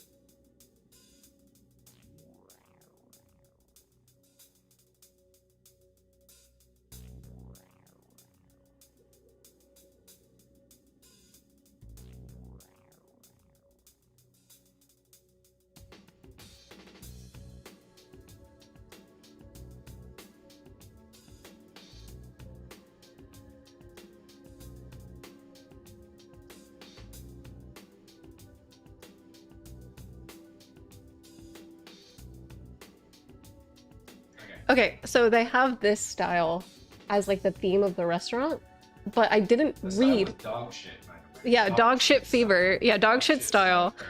And I was reading the title of it and it just said dog shit style. And I was like, okay, I'll have that. But like it said what that meant somewhere else on the menu and I didn't read it. And I was just like, just give me the damn katsu curry. Like, I just want chicken katsu, please. And then the lady was like, hell yeah, I got you. And I was like, great. And then she showed up with the plate and I was like, oh no. Oh no. Nihongoji? Nihonji? Hi. Good sign. Mm-hmm. Yeah. No, it was just as good as that place that we went to in Japan, for sure. For sure, for sure. Well, that's okay. I think you this weekend maybe figure out which day. Yeah. Doing that. Somebody said, I love when Uncle Lee visits us. Yeah, we're uncle and auntie, I think, to the chat. I would love to see some drums. I want to see Lee play. Lee said, mm-mm. Also, thank you, Calix. Chaos can be healthy in the right amounts. Yeah, we don't normally have these streams all the time. It's once in a blue moon. Ah, thank you so much, Twitch. It's very once in a blue moon, like when I'm not feeling well. When I'm feeling the worst is when we have, I think, the best streams, typically. Yeah, pretty good. Yeah, when I'm unshowered and like on the floor or on the couch, just like screaming is when you guys seem to have the most fun. But I try not to make this the usual vibes. Is that like animal style? No, it was just like it was their way of saying like so it is a curry restaurant, but there's like I'll use like a placeholder word, like dragon style. Like, so here's the restaurant, you walk into a curry place, dragon style. I'm gonna get the pork dragon style. And you're like, okay, I don't know what the fuck that means. Does that mean spicy curry? Okay, I'll get the chicken katsu dragon style. And then they brought it out to me and it was just plain. It was plain with like no sauce, no curry, no nothing. But to be fair, my problem. That was on me. I didn't read shit. And I was like fully having a, okay. This is me being vulnerable, chat. This is me being like extremely vulnerable to y'all. Do y'all, okay. I think this is also like an ADHD / anxiety thing. Fully. But do you ever have those moments where you go outside and you're having like it's almost like hypochondria, where you go outside and you're like, oh, I'm fully having like a dementia episode, I'm fully losing my mind, I'm fully insane right now. It's kind of that feeling. I know that I have a lot of friends who get panic attacks and they have that feeling in their mind of like, oh, I'm dying. I'm dying. I'll get that sometimes, but it's more the feeling of like, what will happen in reality on paper is like my ADHD will just be like flaring up and I'll accidentally forget something, or I'll accidentally like I'll forget my keys at home, or I'll do something so minor, so minuscule. It's like it is so little itty bitty problem, not a big deal, very small deal, itty bitty, right? I'll forget my keys, I'll drop my keys on accident. And in my brain, I'm like, oh, my mental faculties are gone. Like, I've fully lost my mind. I am insane. Do you guys have that? Is that just me? I'll do something stupid, like I'll trip a little bit on the sidewalk and I won't even fall. I'll catch myself and I'll be like, oh no, the dementia's kicking in, it's happening. I'm fucking gone, everybody. I'll have those when I go out, and this is very rarely, it maybe happens like once or twice a month. Yeah, when I'm stressed, I do that. Fully. It's always like when... It's always fully when I just am taking on too much and I'm really stressed out. It feels like living under a curse. Yeah. I literally went to see the doctor about it. Like, I've been like, I'm literally falling apart. Yeah. Why is Donald... Wait, what? Is Donald Trump streaming? Is it me? Am I Donald Trump? Hey, Coop, do you want a greenie? That almost seems like a splitting type behavior. Everything black or white or no middle ground vibes. I think it's just people with anxiety disorders experience it. So like I said before, I have friends that get that feeling, but it's more the feeling of like just dying. Like physiologically, they're like, oh, I'm dying. Like, but for me, it's less of that feeling of impending death or doom and more the feeling of like, oh, I'm not functional anymore. I'm not functional anymore. So yesterday I was having one of those days where I was like just feeling really anxious and sad, and I went out to go like treat myself to dinner because of everything that happened this week. And when I ordered the wrong thing, just because I didn't read. It's not a big deal. I didn't read. I just like fucked up. My brain was like, nope, you're gone, girl. You're gone, girl. But then as soon as I got my food, it subsided. We're good. I kind of relate to that. I always doubt my mental coherence. I'm pretty much always second guessing myself because I feel like I can't trust my mind fully.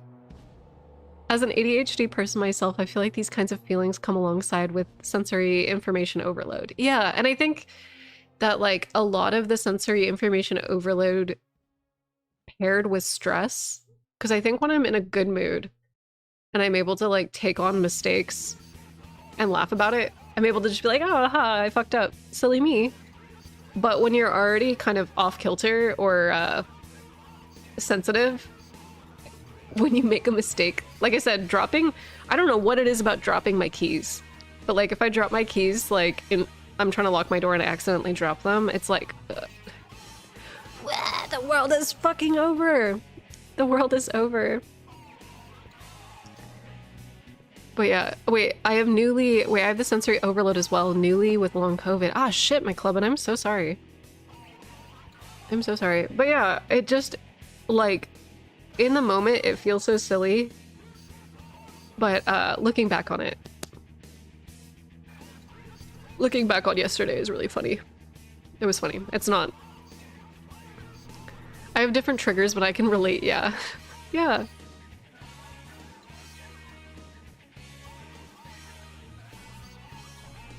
But yeah, it's been like a rough week, so playing Metaphor has been awesome. I definitely want to boot up Fields of Mystria for a little bit. Yeah, drops keys into the ground, dies instantly. 100%, 100%.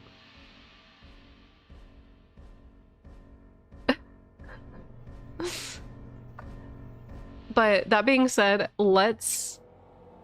yeah, it drops keys. This runs a wash. Time to restart this level fully. I think that what we can do right now is we can play some Sekiro, if y'all are feeling that. Or I can show you guys my farm. Do you guys want to see my farm? I have a blue cow right now. It's fantastic. Also, have a good one, Ada. Have a good one. Farm. Show and tell farm. Everybody wants to see my farm. It's a show and tell day. Okay. Corrupted monk can wait. I'm gonna show you guys my farm. Oh, Coops. I actually need to back up. Let me do something real quick. Can we see the cow? Yeah.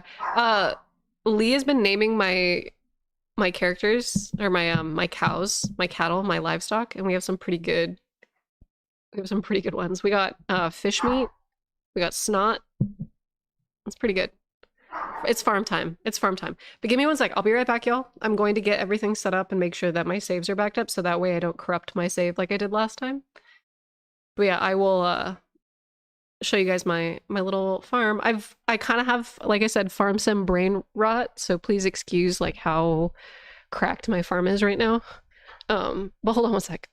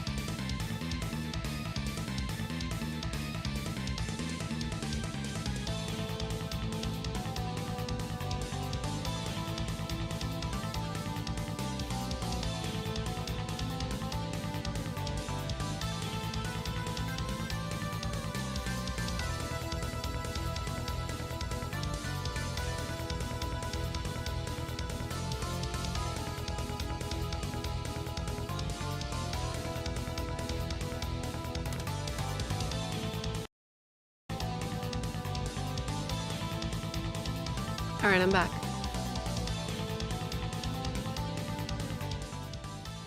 Let me see if I'm going to be able to see chat. Because I didn't...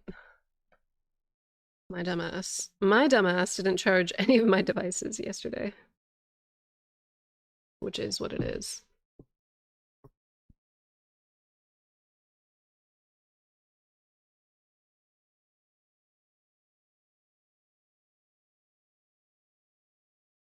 Lamp chat. Hello, everybody. Hello, hello. Ooh. Okay.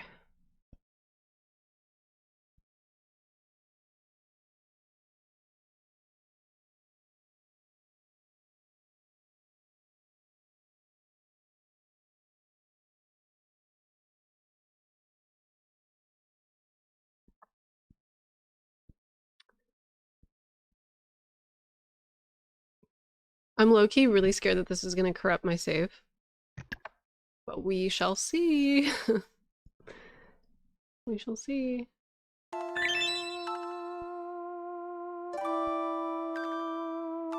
Alright, how is the audio? Is the game too loud?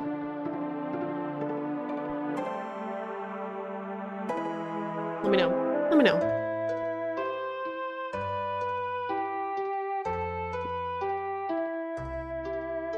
Perfect? No, it's good. It's just right? Okay, cool.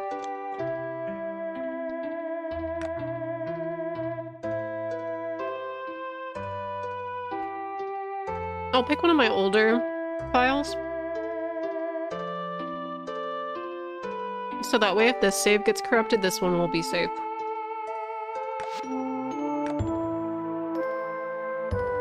Maybe a tad loud.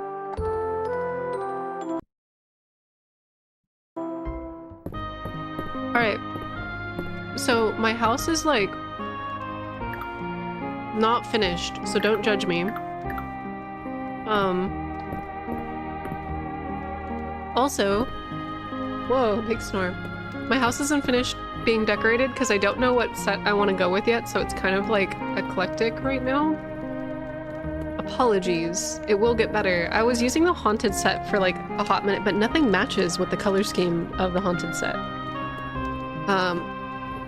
It's like this ashy brown color that the chairs are made out of.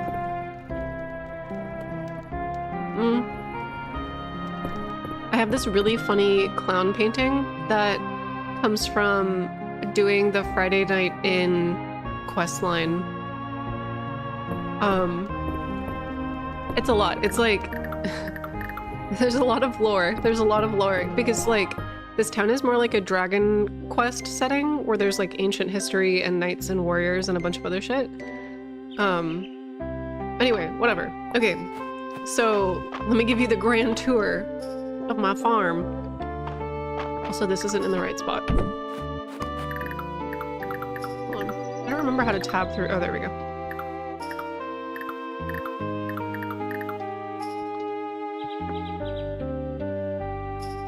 All right. There we go. Okay. So when you walk in the farm, I'm gonna pave some stone going to the right over here, but this is gonna be my dragon shrine. I'm trying to build out like I'm gonna put like a big castle wall around it. It's gonna be beautiful. There's this recipe that is a moon bridge that you could get in the game that is like this really beautiful like Japanese style gateway, but I'm gonna like use that as the entrance to this little section and deck it out to look really opulent. And then this is gonna be like the dragon garden, and I'm gonna have lots of fruit trees in this area. I think that's the plan. And it's gonna go all the way down this right side. There's gonna be like a huge orchard. But that's this section, and then I have 4 really big plots that I'm slowly kind of getting this white fence around. It's taking me a minute though because you use... Actually, wait, hold on. Let me just use my magic spell to water everything. So I can't be bothered while I'm giving y'all the tour.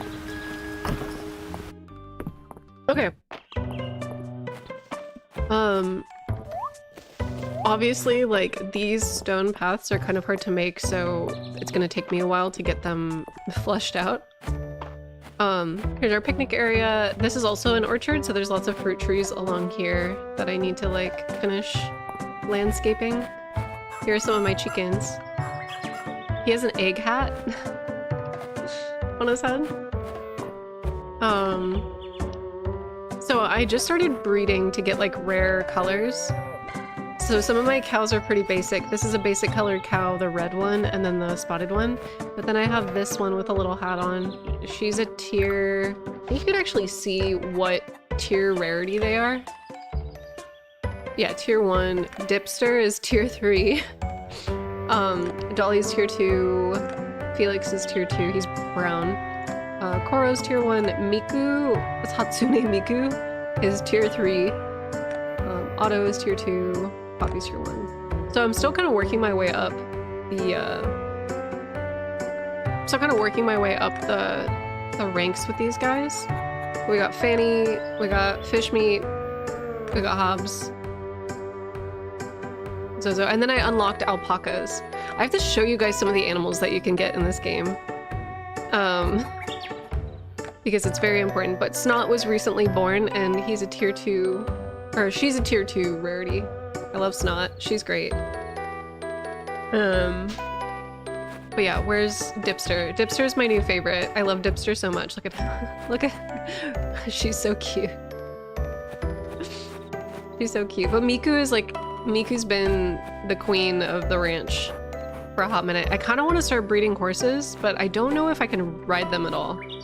It's weird. Like I don't really know what the deal is with them because you can't just like I think you need a saddle item, and I don't think it's in the game yet, because this game is still in early access. It's not my beloved. Wait, oh my god, I didn't know you could get all these other animals. That's not even the fucking... This is the tip of the iceberg, babes. Let me show you. Let me show you what's going on with this game. Okay. So there are chickens, cows, ducks, horses, rabbits, sheep, capybara, an alpaca, and there's like a zillion color variations that you have to unlock. It's fucked up. It's fucked up. It's fucked up. It's fucked up. I'm overwhelmed. Capybara is crazy. Yeah.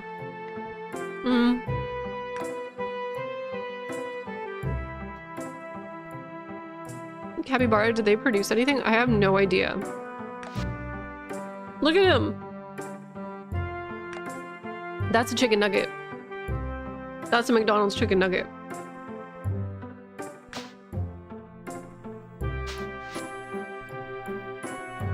But I think I'm going to start selling some of my tier 1 animals. Like Poppy's gotta go. I'm so sorry to say it. I'm so sorry to say it. Because I need to make room for more rare colors. But I think Bo's gotta go, Poppy's gotta go.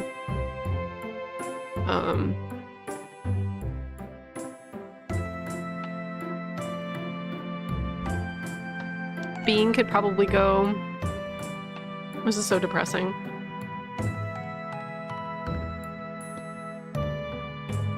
But yeah, I'm not gonna do that now because I'm too attached. I have a problem with digital animal games. I do need to like have my private moment to say goodbye to everybody. Let me also give you the rundown on the drama that's been happening.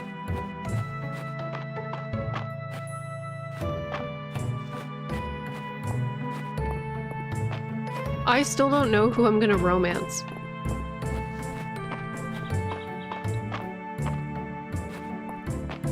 But the game doesn't have romance out yet.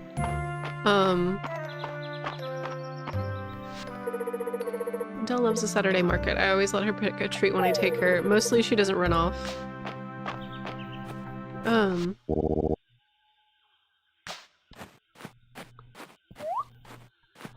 But a bunch of stuff has happened since I played with y'all last for stuff is that I upgraded the general store, so it sells more stuff, and it's a little bit more filled out. And then I also upgraded my inn, so my inn is like extra like decadent right now. We got velvet seats. I want a bowl of soup. I always want a bowl of soup, please. March owns this whole ass. And then I also fixed my windmill, so my windmill's working. And you can go like make paper and like other stuff at the mill. Try the soup, of course. Trying to think of what else has happened. I have 4 stars with most people except for the Saturday market people. I'm still kind of like, I'm still kind of building up my relationship with them. But for the most part, I'm at 4 hearts with everybody. I think Hemlock is the only one that I am not, because I rarely see the man. He's like always in the inn, but I don't go in there often. And he doesn't really leave the inn much because he's a working man. He works. So I don't really run into him often, but so much has happened with all these characters' story arcs that it's kind of insane how much depth and lore there is to this game. It feels like a proper RPG with how much backstory they've given everybody, as opposed to like, I would say Stardew Valley is relatively shallow in comparison. And I'm not even, you know, they don't have the other hearts unlocked yet, but I'm very excited for when they do start unlocking. I think the one thing that I would say about this game, like my only criticism, is that the bachelors get special cinematics every 2 hearts that you get with them, but the regular characters don't get, special cinematics or like character growth. And I would love to see some platonic character growth. I would love to get more events and like learn more about these characters. But yeah, it's cute. Only 3 stars with Henrietta, shaking my head. I know. We're getting there.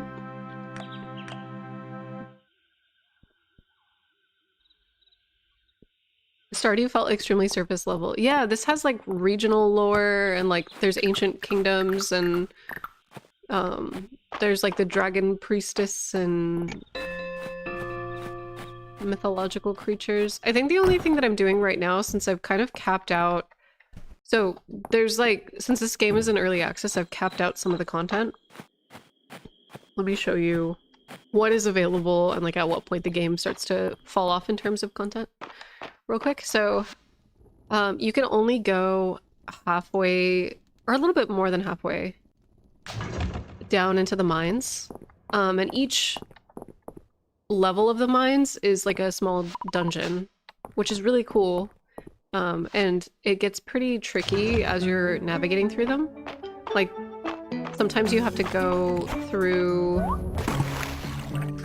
like there's whirlpools that you have to swim through and like do a bunch of stuff. The fighting actually feels just way better than Stardew. I like it a lot more, and you have to be a little bit more strategic with the enemy types. So overall, like the combat system is, it slaps pretty hard. I'm having a lot of fun. It feels more like Zelda, to be honest.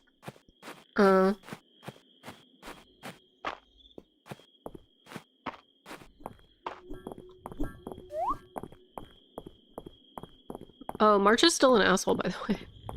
I've got 4 hearts with him and he still doesn't like me too much.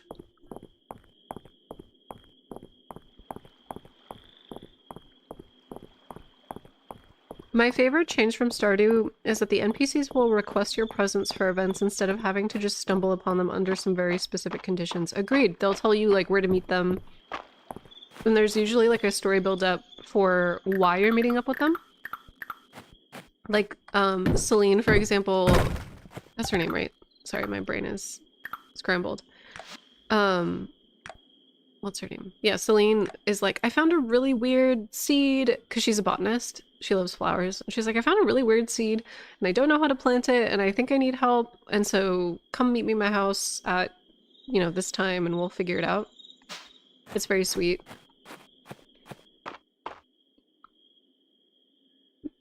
How is the good doctor? Is she safe? Is she alright? Yeah.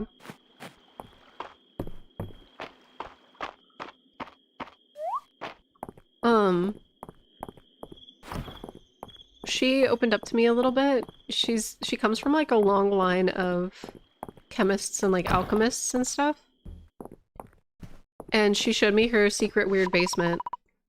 But I'm not allowed down there to show you guys. But it's got weird scientific concoctions. It's like a evil, looks like a secret lab.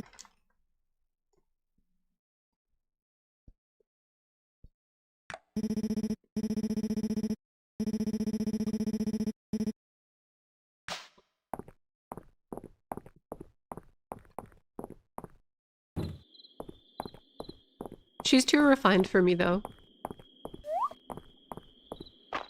I think I am gonna probably end up with Juniper, I'm not gonna lie.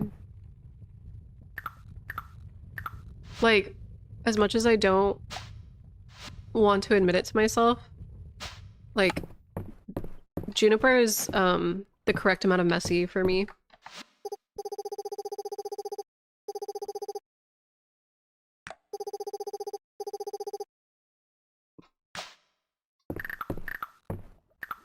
I don't know. I just love her dearly. She's great. Yeah, the old science versus magic debate. She poisoned you, of course it's inevitable. It's true. If you poison me or turn me into a frog, like, I'm trapped. We're married at that point, you know?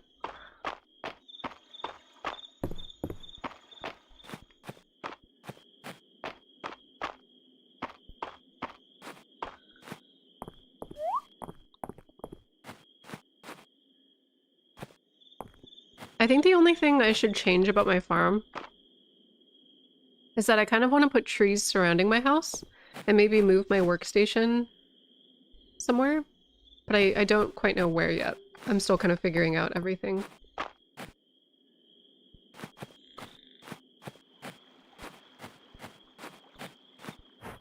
I'm about to pass out.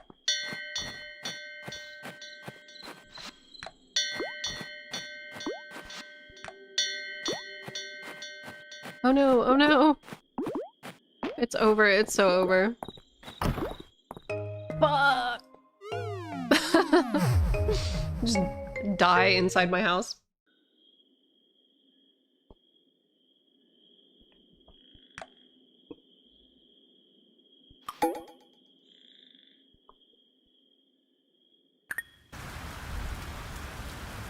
Ooh.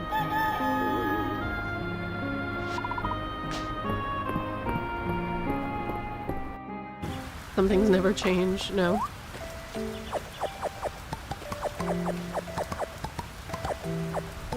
I think another thing that I really like about this game, also this is my like cookie clicker exercise by the way, sometimes you get treats for picking your produce. Something that I really adore about this game is that you can also feed your animals your crops. So like I could just have this handful of strawberries and just straight up go up to my cows and be like, here bitch, enjoy the decadent life, you know? Embrace.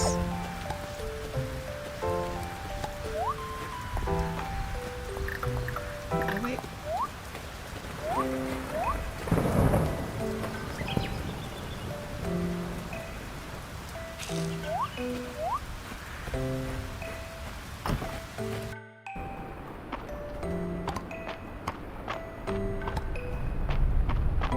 See, watch, where are my strawberries?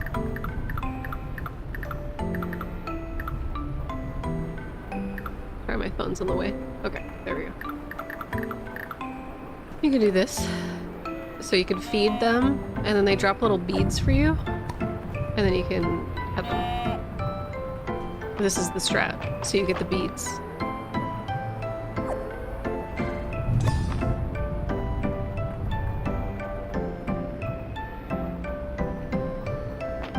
The farm looks so good. Thank you so much, Jess. In LEGO Fortnite, you can feed your cows peppers and then get the endgame food item, the spicy burger. Oh no. I have forcibly given all my cows in LEGO Fortnite IBS. No!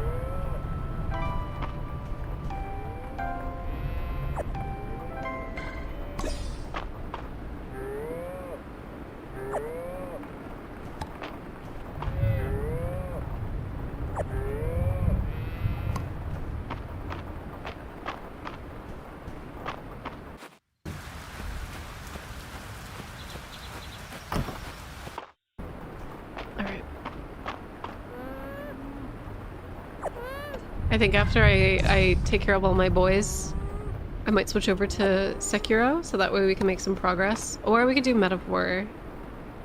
What time is it? Maybe I should eat. I should probably eat lunch at some point too. Hey Punk! Hey, Punk. Perk. What's up? We're having a pretty chaotic Friday. Not gonna lie. I wonder... Do I have fish meat in this game yet? Hold on. I should. Yeah, I do. I do. He's so whittle.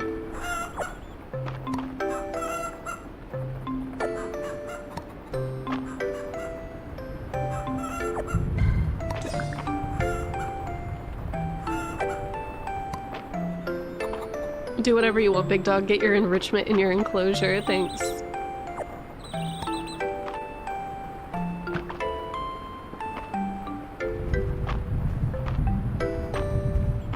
Fish meat's so good.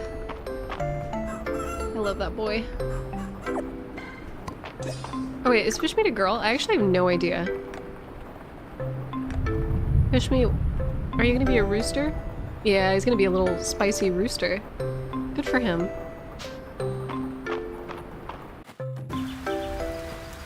The amount of pitch perfect animation in this game, or in this work, is kind of craft. Like, it's so much granular animation work. I know!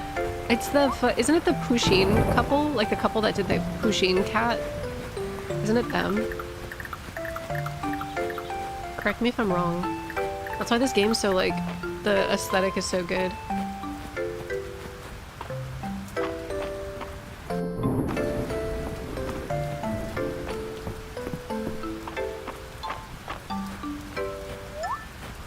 Here's Hayden.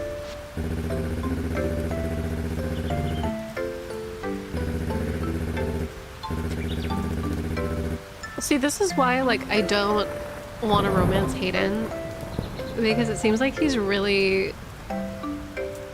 It seems like him and Valen have, like, a really beautiful thing going on.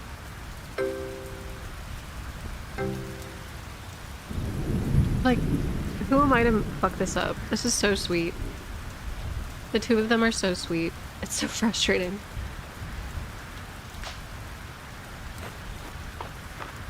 Oh yeah, naming them after Souls-born items or like NPCs is the way to go. I just have Lee. So I started off with Zelda names. So one of my barns is named like Termina, but I kind of want to get him to like rename one of the barns because we have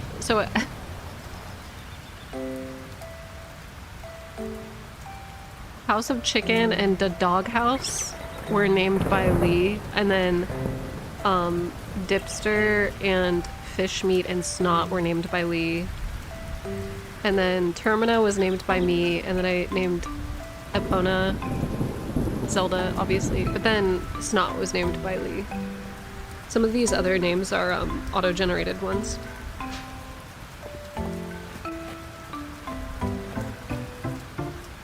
Hayden's gonna have to move on. It's how it's gonna be. Fuck you guys.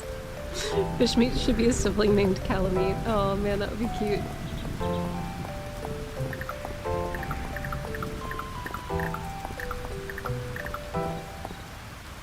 Oh, what was I doing? I don't even know. Oh, so one of the other things that I've been trying to like get good at is there's some like secret legendary animals, like bugs and fish and stuff. And I haven't encountered any of them. Ooh. An unidentified artifact.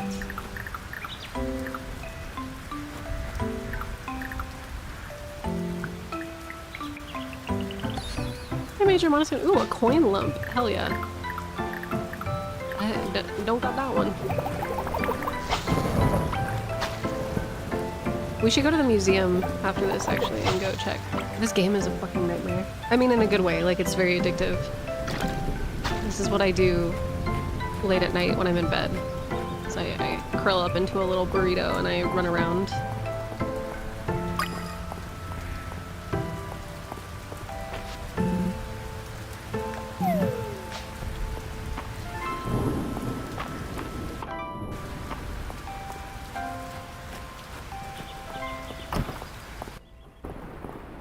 Okay. I wish we could go into the wings, but I don't think they have them built out yet in the base game. It kind of seems like they are... Look, they're sectioned off right now. Do not enter. I'm wondering if we're gonna get access to these someday in like in a later update. So that way we can physically see the things that we've caught. But right now they have it to where you have to view the things that you've caught in this menu, which is fair. It's like a really handy catalog. But there's like legendary bugs. Legendary insect set. Like, where do you find these? So I'm only missing one for spring. And then the fish goes crazy. Fall, ocean, winter, upper mines. Legendary fish set. Yeah, what the hell? Where do I find them? Where do I find them? I need to know. Summer crop. Summer forage. Upper mines forage. Deep earth forage. Okay. We need to do a lot of work. Chat, I'm missing a lot.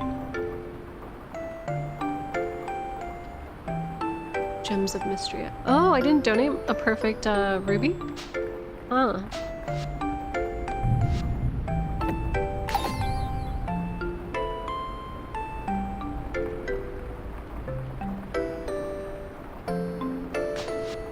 Bug catching is my favorite part of any farm sim. Yeah, for me it's fishing, but the bug catching in this game is really cute because the bugs are cute little guys. They did a good job. But I'm definitely like Stardew Valley. I was actually hoping that the fishing in this game was going to be a bit more robust like Stardew, but I know for a lot of cozy game girlies, the fishing in Stardew was like too much. Like, there were a lot of Twitch streamers, Stardew Valley, and like YouTube people that I watched that are like, I can't touch the fishing, it scares the shit out of me. Which is fair and valid. Fair and valid, but I like having like an unnecessarily hard mechanic. For me, I want it to be difficult. You know?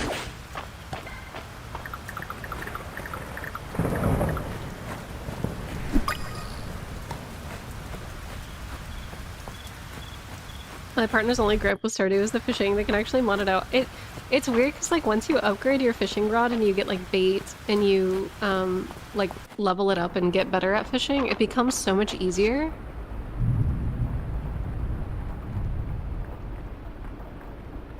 Let's go fuck around in the mines really quick.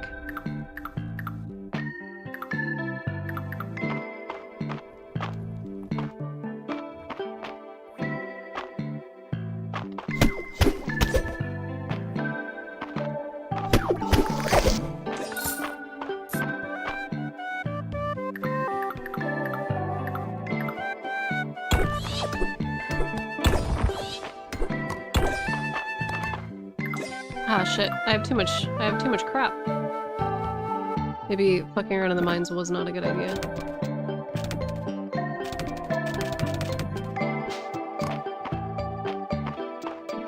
The music's so good though.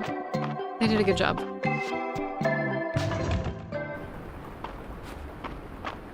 I feel like leveling a mechanic something up shouldn't make the process redundant, if that makes sense. No, fully. Like, if anything, it should start easy and then get harder. Do you have the jump attack? Yeah, I do. The, that one.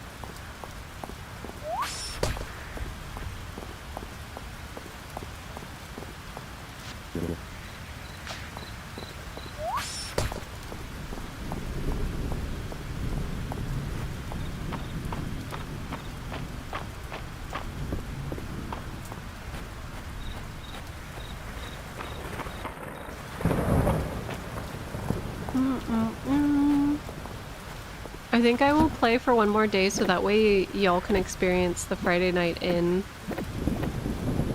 situation.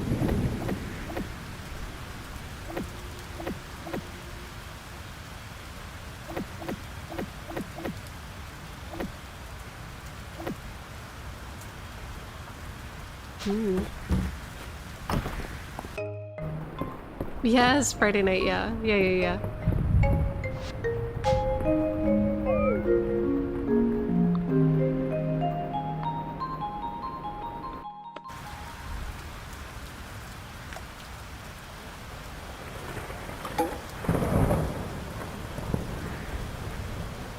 We gotta get the tea on the town. It's true. It's true. Big Cooper snore. I wonder if I've reached the end of, like, the dialogue, though. I'm curious. I'm curious to see.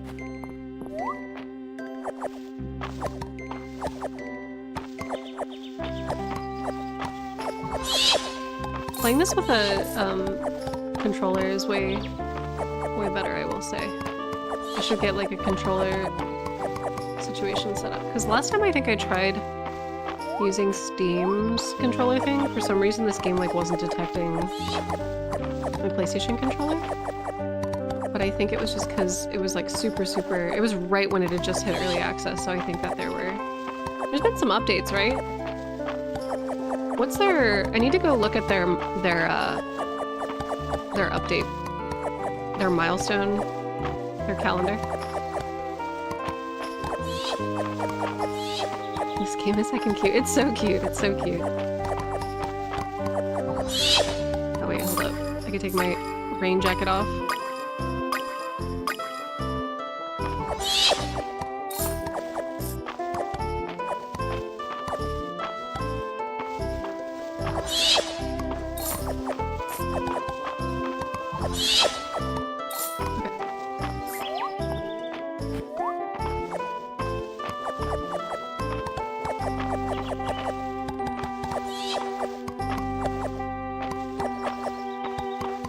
Jesus Christ.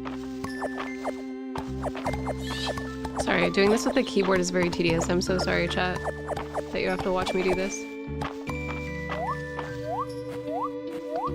Let me go let the boys out real quick.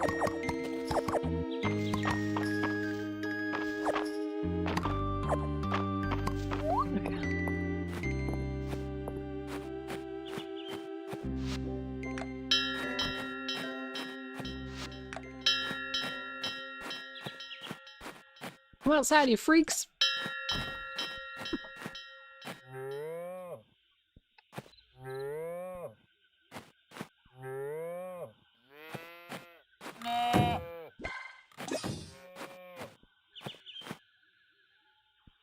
Okay.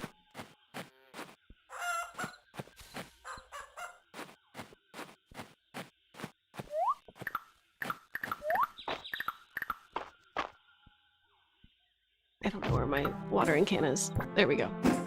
Okay. Yeah, chat. Sorry, I'm being very silent. I have my focus face on that I use for when I fight in Sekiro.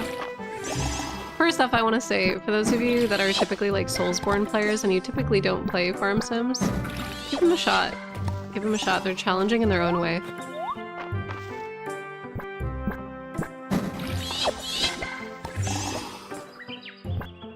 Oops.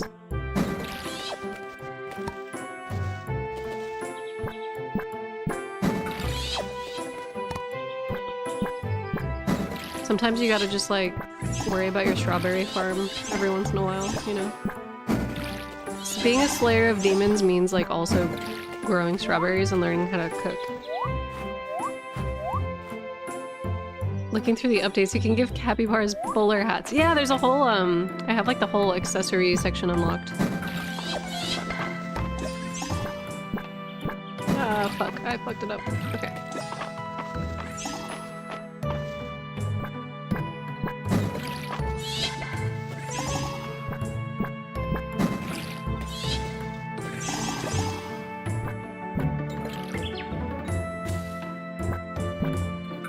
Oh, I'm about to die, that's why. I was like, why am I unable to, like, water my plants?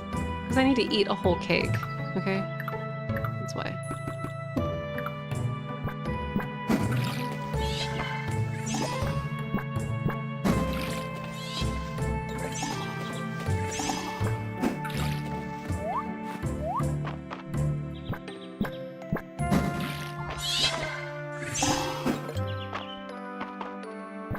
Iron deficiency folks be like, yeah.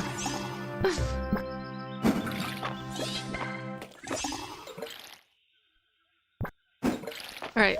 Oh, I just got like hella strawberry seeds too.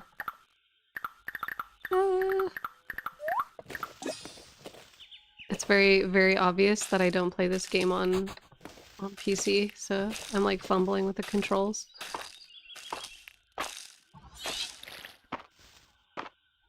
Alright, let's go look at the, let's go animal accessory shopping. We gotta go look at the animal accessories, y'all. God damn, there's so many seeds. Damn it.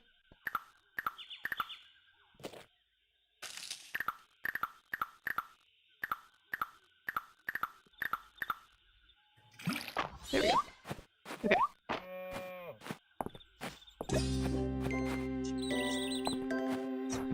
Don't tell Dipster. But I do love you. I love that I can put you on my head. I think that's like one of my favorite things about the chickens is you could just carry them around. Oh, Dipster, you're so good though. I love you, Dipster. You dumb little shit. Yes, let's buy some drip. Yeah, we gotta buy the drip for the animals. I have enough. I might as well just like buy the whole fucking catalog. Wait, hold on. Can I give Henrietta like a full cake? Or let me give her a strawberry, actually. Henrietta fluffs up her feathers and clucks. She's quite pleased with your tribute. That's right. I know. I know. Farm supplies. Okay. Yeah, we can literally buy all of this stuff. So, chicken top hats. Okay, let's buy all these things. I can't believe I haven't done this before. Why didn't I do this in any of my other games?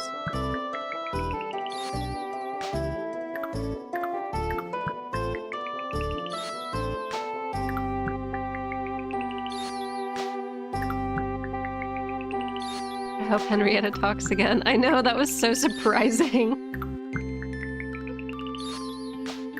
I really wish that they, like, made that a feature and not a bug.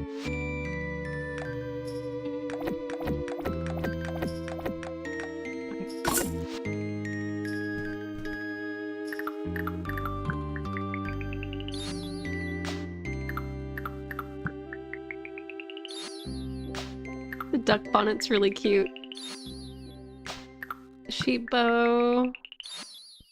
Sheep mushroom. Alpaca bow tie. Baseball cap for the capybara. Okay. And then...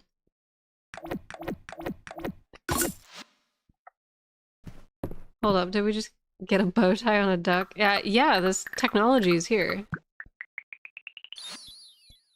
God, the capybaras look so, like, dopey. I love it.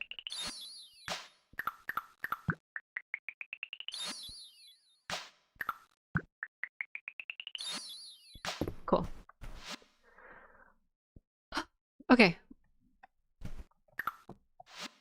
Then if we go into this menu...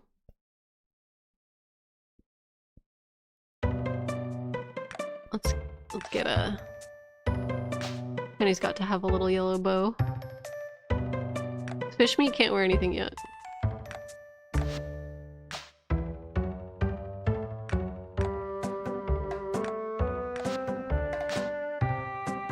I think Cinnamon is the only male alpaca that I have.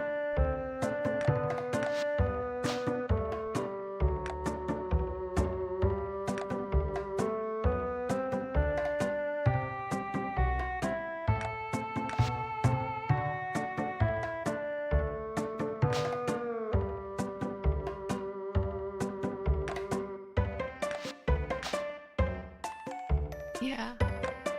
I'm feeling really good about my choices right now.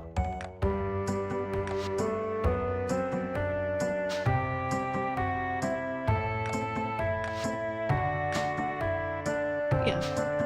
Yeah. And Dolly.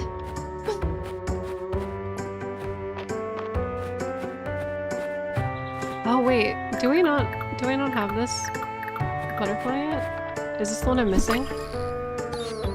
No. Fuck. Well, it is what it is.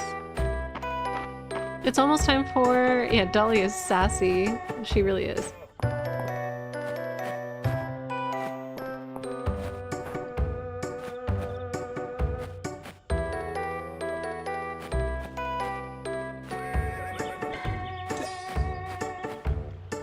Look at her. Look at her. I love her. She's great.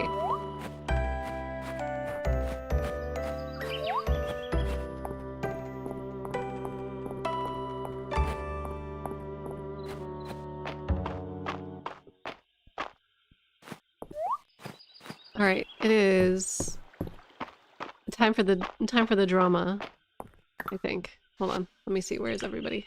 Yep. Everybody's there. It's time. I got all my treats. Ooh, okay, wait, hold up. I think we're back. I think the dialogue has looped because it looks like it's the original set, but that's okay. Thank you so much for keeping my cottage in good repair, Dad. You really nailed it. Oh ho ho. Ho ho ho ho. What?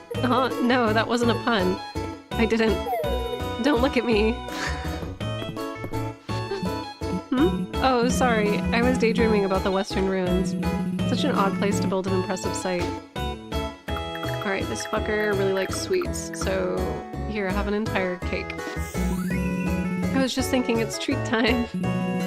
Not that it's something I do regularly, or have an official name for.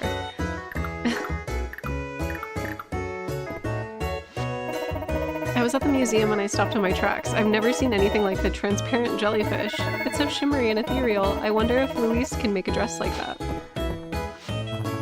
Hemlock and Josephine have a perfect family, don't they? Almost makes me want to settle down. I always let Hemlock pick my drink for me. He always does just the thing. Found this cool rock when I was wandering around the Narrows. I think you could identify it, or think you could identify it for me? This one's a pudding stone. You're a long way from home, little fella.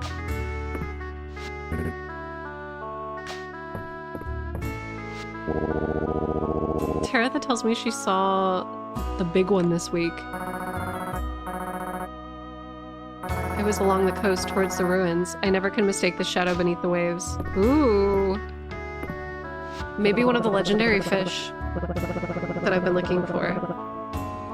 Near the ruins. Huh. Oh ho ho, don't shoot the messenger march, but your roots are showing. Ugh, I hope Vera's at the next Saturday market. Jean, you wouldn't believe what some of the locals are drinking tonight. It's really quite embarrassing. Don't mind Juniper, that's just her way of being friendly. It's not! Once upon a time, I met Dev at a royal gala. No one told me he was a prince. Or such a good kisser. Okay, this woman, fully is like a spy. She's fully like a international spy.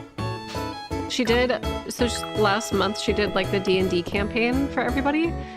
And she was talking about how there's a woman named Penelope Lovestruck and how she tricked everybody in the D&D campaign into falling in love with her.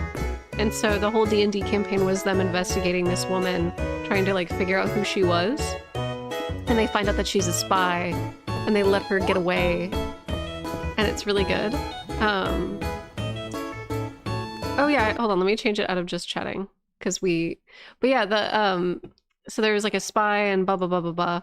But then she was like, oh, it's based off of real events. It's based off of like my own personal events. It's based off my life. It's an autobiography. And I was like, damn, girl, okay. But this is Fields of Mystria, by the way. I nibbled so much while working in the kitchen I ended up skipping dinner. Well, let's see what Hemlock says. It's about time for dinner, I think. There's always room at our table. Are the kids playing up on the balcony? I think Dell is pretending to be a Standoffish cat? Or is she pretending to be March? What's up, Steven? How you doing?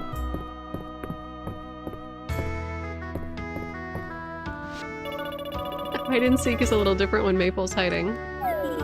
She doesn't really hide, she just commands us not to look at her. I see you looking, Jean.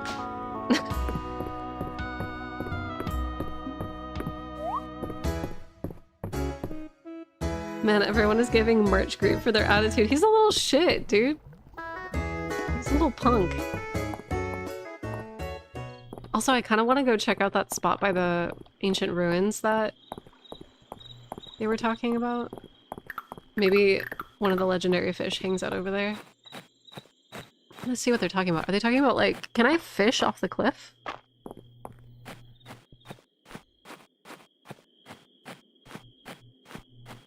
Is that a thing you can do? One thing I kind of wish this game had, like, in the ancient ruins, as you progress down, you meet, like, the ghost of the dragon priestess. Give me more weird encounters, like, late at night. That was the one thing that I feel like Animal Crossing did really well, is... like, there's, like, the weird, unexplained encounters when you play your TV at a certain time of night. Give me more weird cryptids in farm sims.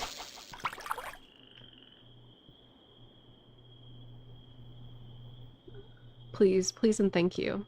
If your rod has enough range, I think so. Oh, okay, so I need to go get, like, a silver... I need to go get a silver rod. Good to know, good to know. Put Dompe in the game. Yeah, give me, like, a little ghost that runs around that I have to chase. Give me a mystery. Let us catch Mothman in your bug net. I know, right? Yes, please.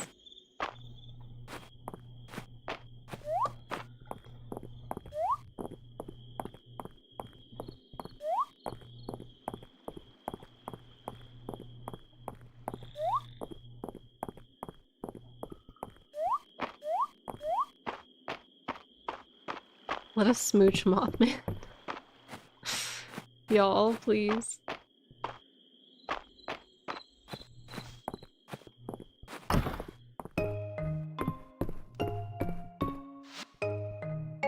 Alright.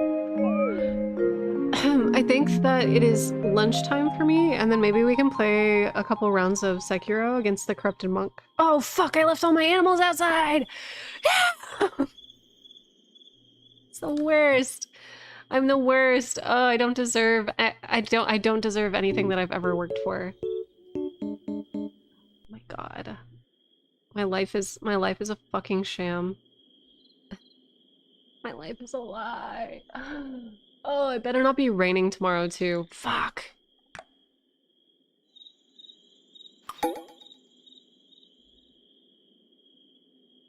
Fish meat's gonna rot in the sun. No! Don't say that! Oh no. Oh shit. Okay. Woo. Okay, they're just gonna be only mildly mad at me. It's okay, baby. I didn't even, like... Can you eat peas? I didn't even fucking... Fish meat's a big boy now! Look at this man.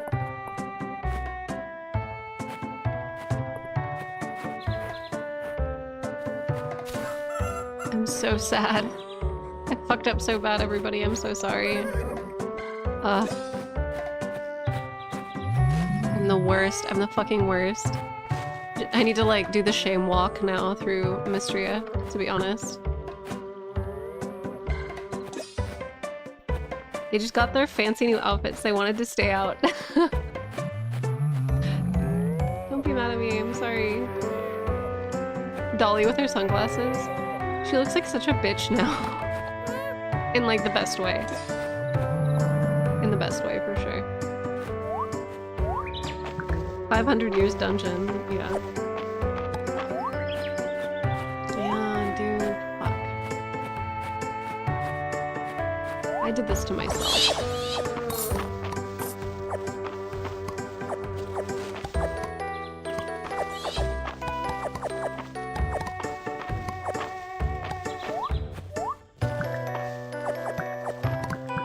Okay, I need to stop playing this game because I'm just gonna keep playing it, unfortunately. But I do want to go to the Saturday market. Yay, my cherries are here. Nice.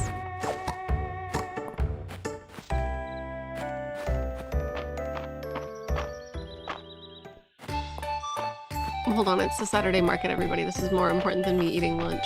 This is more important than me getting like a proper meal. Because I have gifts for everybody. Okay. I'm trying to get on this girl's good side, but it's been very hard. Because I think she only likes golden items.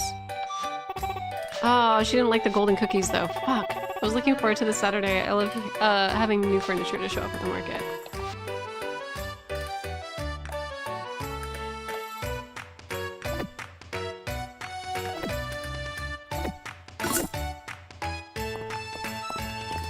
You could get lunch in the market, so it's fine. A yawn. I was up a bit late last night. These ley lines won't log themselves. I'm partial to a button-up, but Louise talked me into a turtleneck a few years ago, and I have to admit I liked it very much.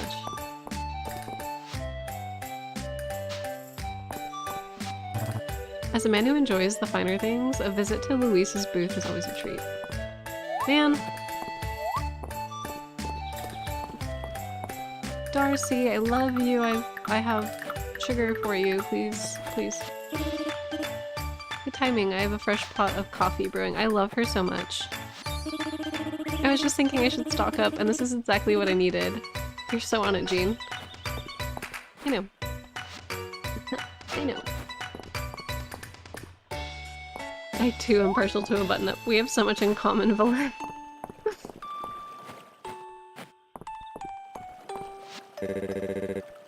My bro works really hard. I sure wish he would rest just as hard.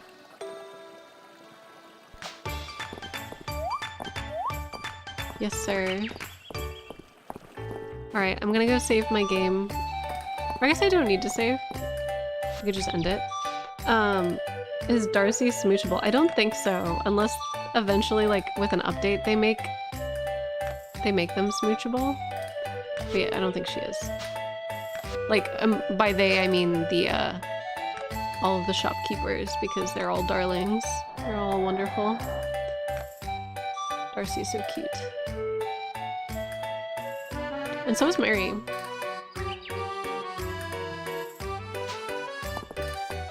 Okay. That being said, let's take a break, and I'm gonna go eat. I'm gonna go eat, and then we'll try to do some, what's it? We'll try to do some Sekiro. Corrupted Monk time. We have to defeat the Corrupted Monk. Time to acquire sustenance. Yes, yes. Go eat, girl. Thank you. Thank you for letting me eat some sustenance. I also still need to go to the gym today, and I don't wanna. Maybe I'll do some Chloe Ting videos around the house.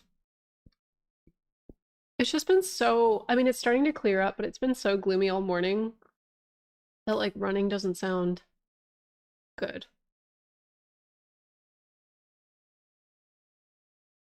But, we could be bad and not go to the gym. No, I have to. I've been on a streak. I've been really consistent. I've been considering getting this. How does it hold up compared to Stardew Valley? 100%, Rocco. I can 100% say with my entire fucking chest that it is, and I don't want to, like, talk badly about Stardew Valley, because Stardew, from start to finish, music to art to programming, was all made by one person. Concerned Ape is a powerhouse and fully made that game. Sorry, I'm shaking my setup because I'm so passionate about this. He fully made that game by his fucking self. Cooper's snoring too. He made that game by himself. So it's kind of a monument to somebody, like, headbutting a project for 10 years straight. He's a powerhouse. I cannot speak enough good words about Concerned Ape, but Fields of Mystria is fucking insane, and it's very good. And it is 1,010% um a game that I like way more than Stardew Valley. I think because they have like an art team, they have writers, they have like a full team of people obviously to work on it. But I think the concept is just really good because it's got like that 80s, 90s anime aesthetic. So like think Sailor Moon, Ranma.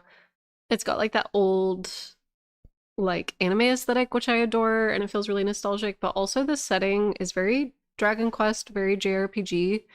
So there's like regional lore between all the different towns that you learn about as you're progressing. So it feels like a living, breathing world. It feels more like a JRPG setting than Stardew Valley had like Stardew, and then there was the desert, and then you kind of heard vaguely about a war that was happening. But it just wasn't, it just like didn't feel like a living, breathing world. It didn't feel like the world existed beyond Stardew Valley. Um, but this game fully feels like you are a part of like a larger fantasy setting. Like your town is a part of a fantasy setting. Like you hear about neighboring towns, you hear about the capital, you hear about the politicians of neighboring cities, stuff like that. Like it feels more substantial. It feels really good. And the character writing is fucking insane. There's so much dialogue. Like Stardew Valley, you experience a lot of repeat dialogue. This game, for the first year, the first entire year of the game, almost every single encounter that you have is like original dialogue. It's hefty. I imagine like if the dialogue were written out and printed, it would be like a book this fat, probably. It's insane. It is insane. So kudos to the Fields of Mystria team. Holy fucking shit, that game is so good. It is, I will say, Rocco, it is in early access, so not all of the features are out for it yet. Let me pull up the roadmap real quick.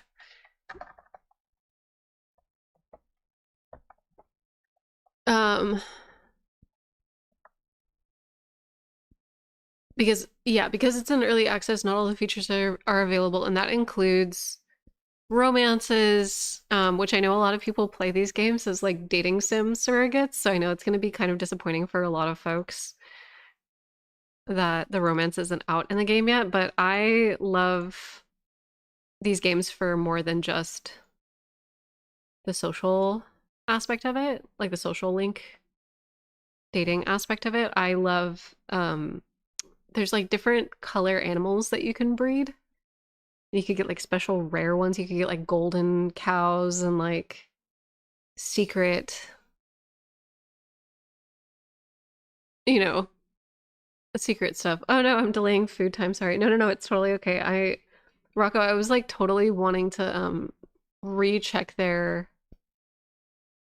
early access roadmap because I was talking about it earlier in the stream. Okay.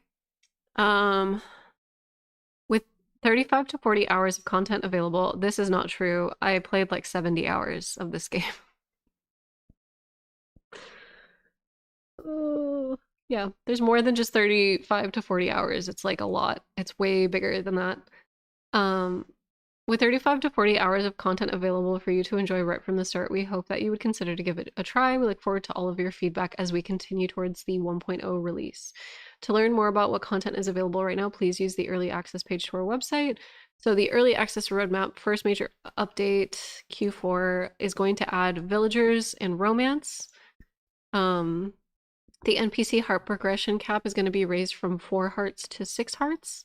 There's going to be 6 heart events for dateable NPCs. There's going to be additional NPC dialogue. For the mines in the dungeon, new enemies are going to be added and new cosmetic drops from the monsters, which is great. It doesn't look like there's going to be new floors to the mines and dungeon, which is fine because I feel like I have to go through. I have 65 floors available to me right now, and I'm missing a lot of stuff in the dungeon, so I would love to go back through it anyway. So whatever. And then the town and renown. The renown cap will be raised by 20 levels. Additional renown awards, additional board requests, additional museum and content rewards, a new festival. That's going to be hype. There's a severe lack of holidays in the game. There's not really like a lot of festivals or holidays. Um, but they compensate for that by every single Friday and every single Saturday is an event called Friday Night at the Inn, where you get to like go to a party where all the NPCs are. And then Saturdays are the Saturday farmers market where everybody goes shopping in the morning together. And that's also very special and sweet. But I would love additional holidays that have mini games like Stardew Valley. I will say that that is the one thing that's missing. Like the Easter egg hunt was always lit every year in Stardew Valley, but they definitely make up for it by making the dialogue on the Friday nights so special that I'm like not even mad. I love that the holidays don't eat the entire day. Yeah. Skills and perks. Skill caps are raised from level 30 to 45. That's awesome because the skill tree right now is like it's pretty robust.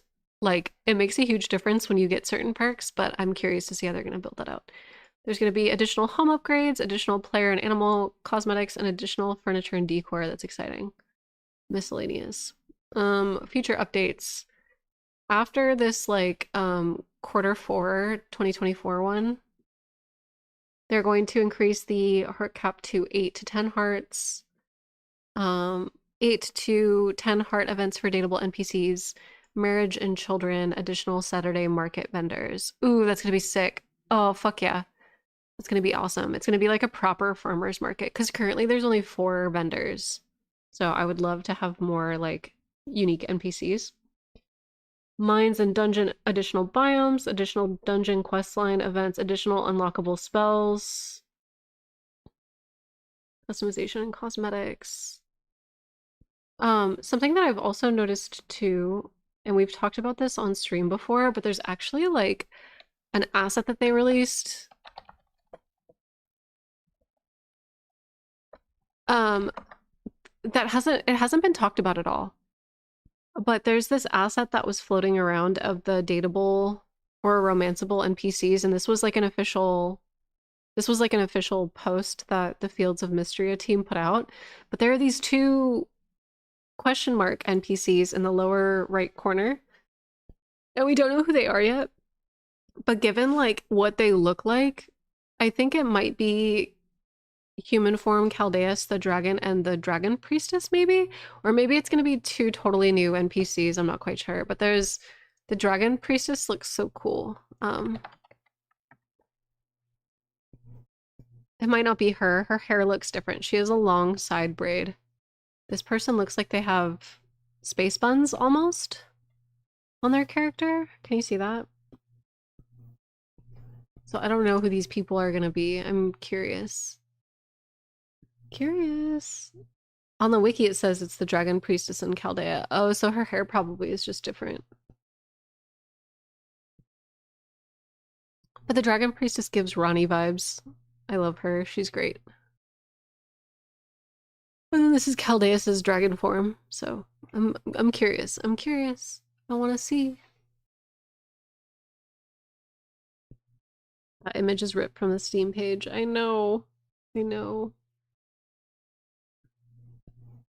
It's not fan speculation, no. I mean, oh, you mean like the Caldeus and Dragon Priestess part. Yeah, that could be fan speculation, but the silhouette image, this one is an official art piece. So I'm curious to see. I don't know.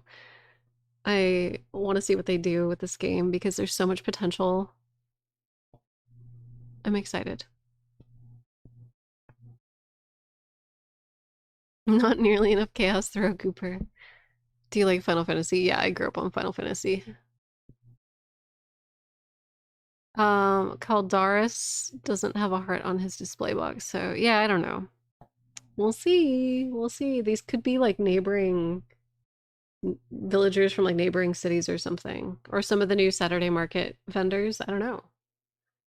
They're also, why are they all so hot? I gotta play this game. Meyer, it's actually like I've never played a game with romance options in it before where I haven't been able to pick. This game is like by disaster formulated in a lab specifically for me as a person. Like I'm literally crushing on every single person. I think the only people that I'm not really interested in are Eland because he fucking almost got me killed like twice. And then I don't know, March is kind of endearing, but like he's so grumpy and has been so grumpy for so long in my game that it's difficult for me to see like a change in his personality at all. Because I'm going to be in early access with his grumpy ass for so long. I don't think I'll be able to like digest if he changes as a character. Like he's going to be grumpy for like the next year or so. I've only played one other game with romance options where I've decided so quickly. Yeah. I think that's why I bounced off of Stardew. All of the men in that game are like caricatures of the most insufferable men you meet in college. Yes! Oh my God, like every single man in that game. I mean, I'm really thankful that I'm bisexual. So I had like Abigail and Abigail. I just had Abigail and who else is romanceable in Stardew? Hold on.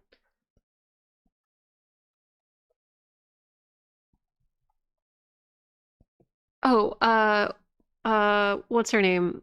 Um, Haley. I love Haley. She's a bitch. I love her so much. Abigail, Haley. You can't romance. Oh wait, that's Penny. That's Robin though. You can't romance Robin. Why is Robin in there? Weird. Oh no, that's not Robin. That's what's her face? That's Leah. That's Leah. I'm tripping. There's too many orange-haired women in this game. That's Leah. That's Leah. I'm stupid. Okay, wait, no. So Leah is perfect. Haley's perfect. Abigail's perfect. Those are my three favorites. Those are my three favorites. Although Maru is like very sweet and I like that she builds robots. But all the men, like, I don't care for any of them. I don't care for any of them. Sebastian's like endearing, but he's such a sheltered little shit. Like he's just like, I need to leave this town when his parents are like letting him live at their house rent free in their basement.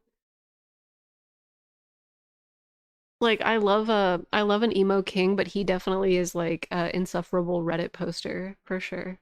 He's like, I want to program and move to the big city. Like he's a tech bro. He's like a tech bro in waiting. Like he's gonna move to the big city and cut his hair and like only wear athleisure. It's true. He's probably on 4chan. Like I just don't like any of these men. I dated so I made a character on the beach map where I dated Elliot. And like I think Elliot is the only one that I would tolerate, but I feel like he's such a douchebag and he probably smells crazy. Like he lives on the beach, but he just wears the same old thrifted jacket. He probably smells crazy. Do you know what I mean?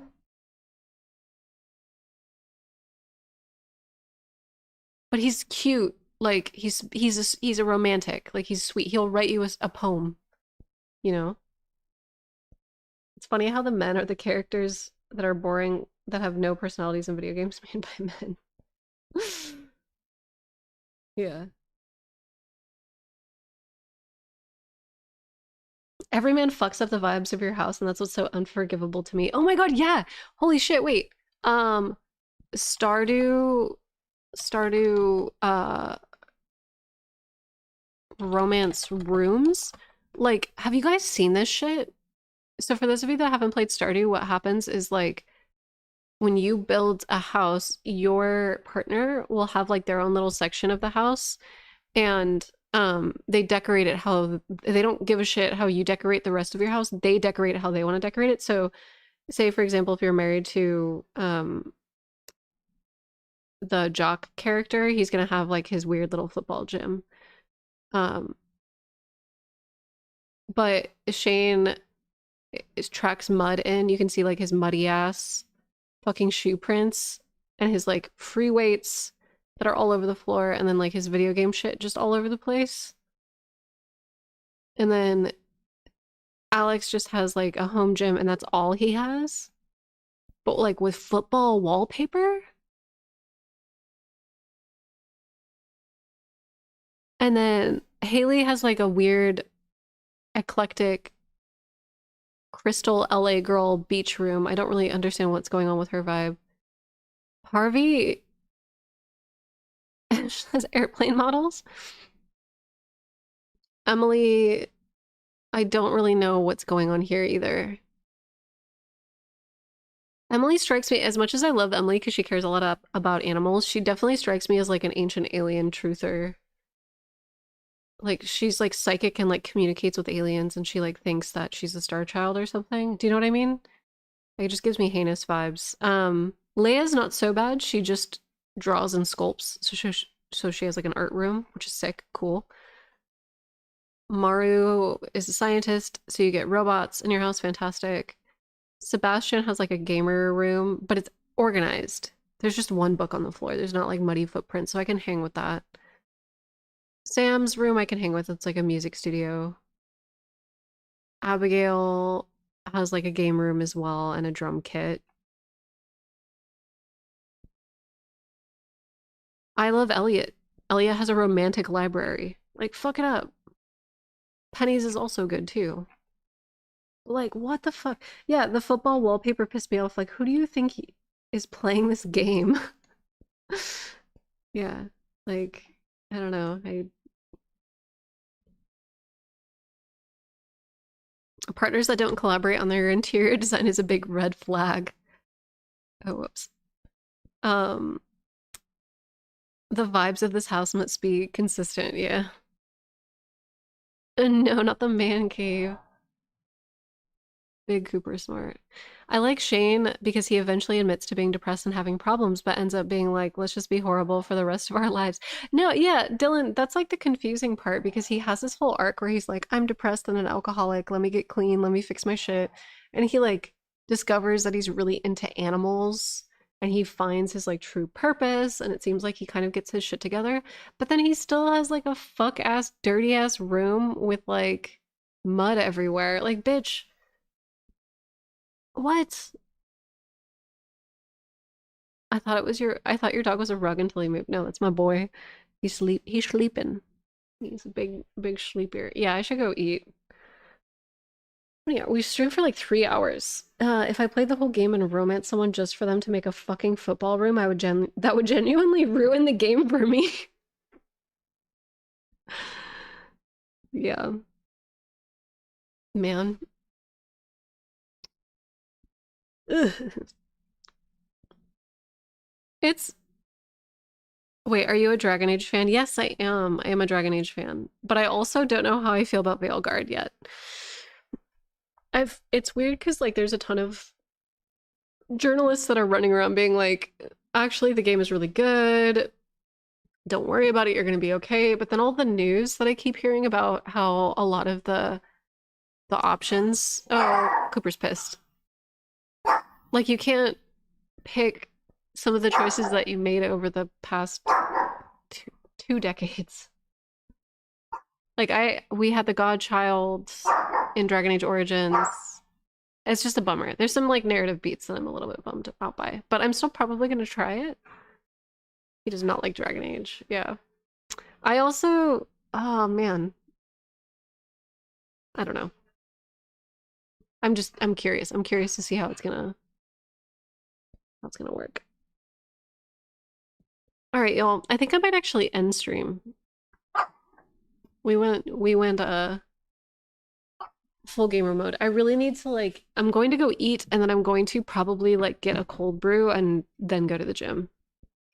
Because I need to Hooper's rage is just too much for that tiny body to contain. It's true.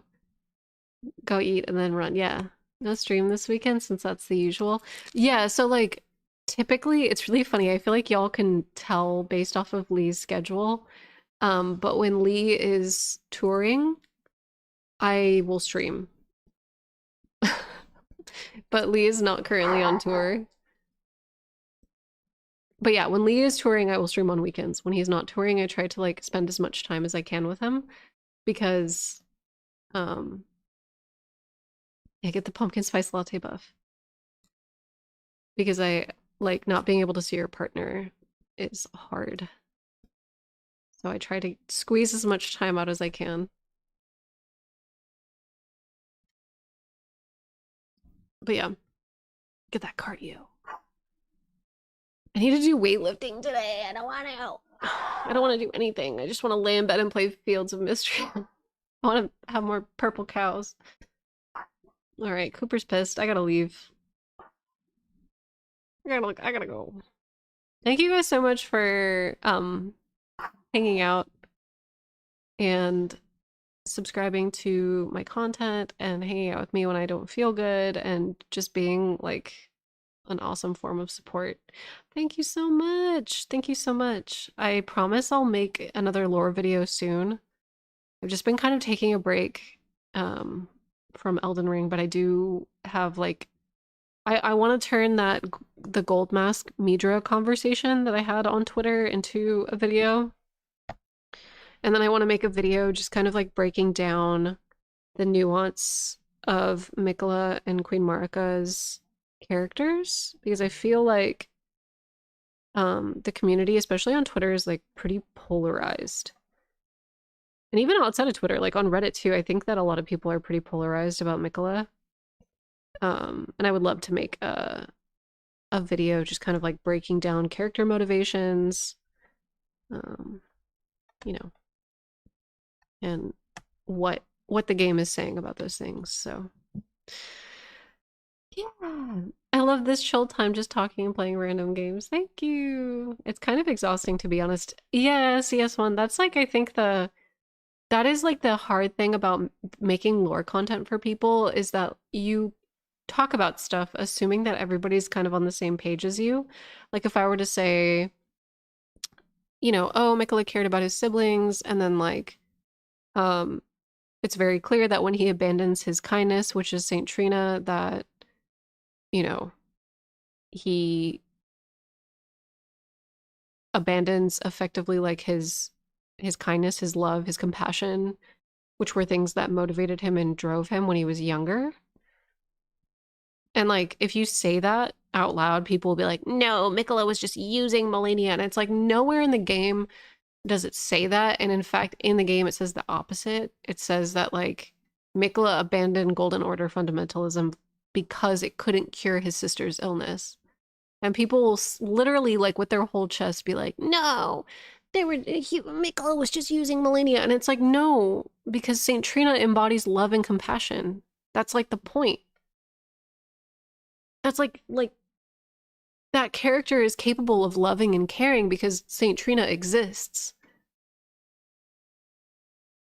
If Mikola was just a psychopath if Mikola was just a psychopath who was using his siblings, why does Saint Trina exist narratively? Period. Why not just have Mikola be a single god that is just like a psychopath the whole time? Why not? Why is Saint Trina there narratively? Use your brain. Use your brain. But like, it's fucking exhausting. Yeah, Mikola's just used to confirm whatever people already felt before the DLC. Yeah. It's exhausting making lore content for people that are just wanting to like look for confirmation bias. Like they're just trying to look for YouTubers that will validate their opinions or their feelings, and it's like, no. I can't. I have to like dial back my content and then spell it out for everybody like they're infants. And be like, in this dialogue it says this, in this dialogue it says this, because people just don't read. People don't read and then connect the dots. I don't know. I'm just tired. It's like, it's the same reason why I like am sitting on that Bloodborne video forever, because I don't want to talk about, I don't want to have to like explain to people that H.P. Lovecraft is racist. I don't want to have to like be that person for people. And then they argue with you anyway. Yeah, exactly. Like H.P. Lovecraft changed towards the end of his life, but when he wrote most of his like influential, well-known pieces of media, he was extremely racist. And like, I can't be that person. I can't be that person. There's still a big Marika did nothing wrong sentiment. I know, and that also is frustrating. So like a lot of the videos that I'm gonna come out with are gonna be really exhausting videos. And I might just have to like put my head down and like just fucking publish them. Do you know what I mean?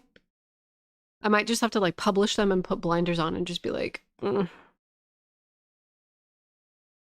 I can't.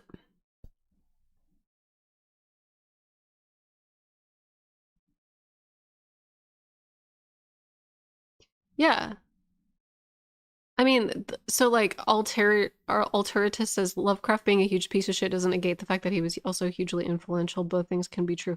Yes, but that's like the whole point of Bloodborne is that you're taking Miyazaki was taking a hugely inspirational genre and like flipping it on its head. And it's just like I don't know. I don't know what to do. All the YouTube videos just say Mikla is a tyrant and Marika is the hero. Girl. Yeah, I can't like not only is it already difficult to discuss like the nuance of everything, but there's also like layers of history that express why certain things are a bad thing. And then you get white supremacists in your comments because like obviously there's a very clear message there given Marika's visual design and like visual influence. There's a very clear signifier that this is about like Scandinavian and like ethnic purity, right? Do you know what I mean? I can't. I can't.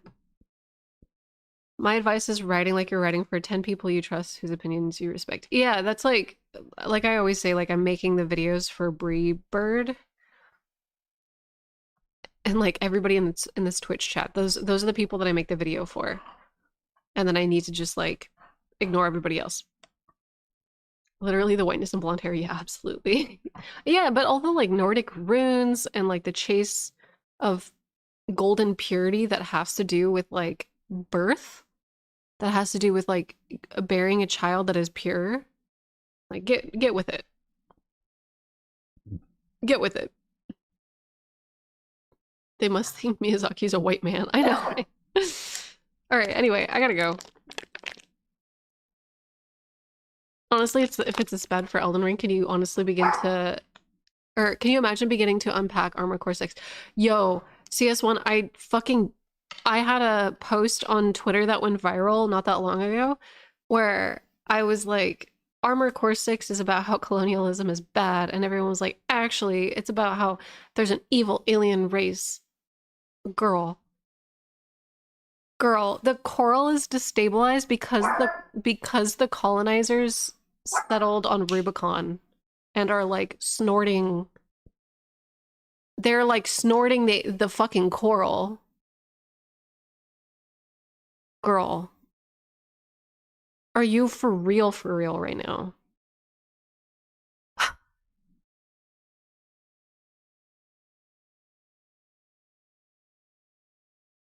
You mean the confirmed non-woke game Armor Core? Yeah. Oh my god, same. Once I said coral are people in Lord. Yeah, like coral is a life form. It's an indigenous life form to Rubicon, and people are like, bleh. People are like, bleh. But it breeds like a parasite. Yeah, most life forms do. But it's stable because it's not exposed to the vacuum of space. And then the fucking colonizers roll up and they're like, cool, we have the means to put coral in space.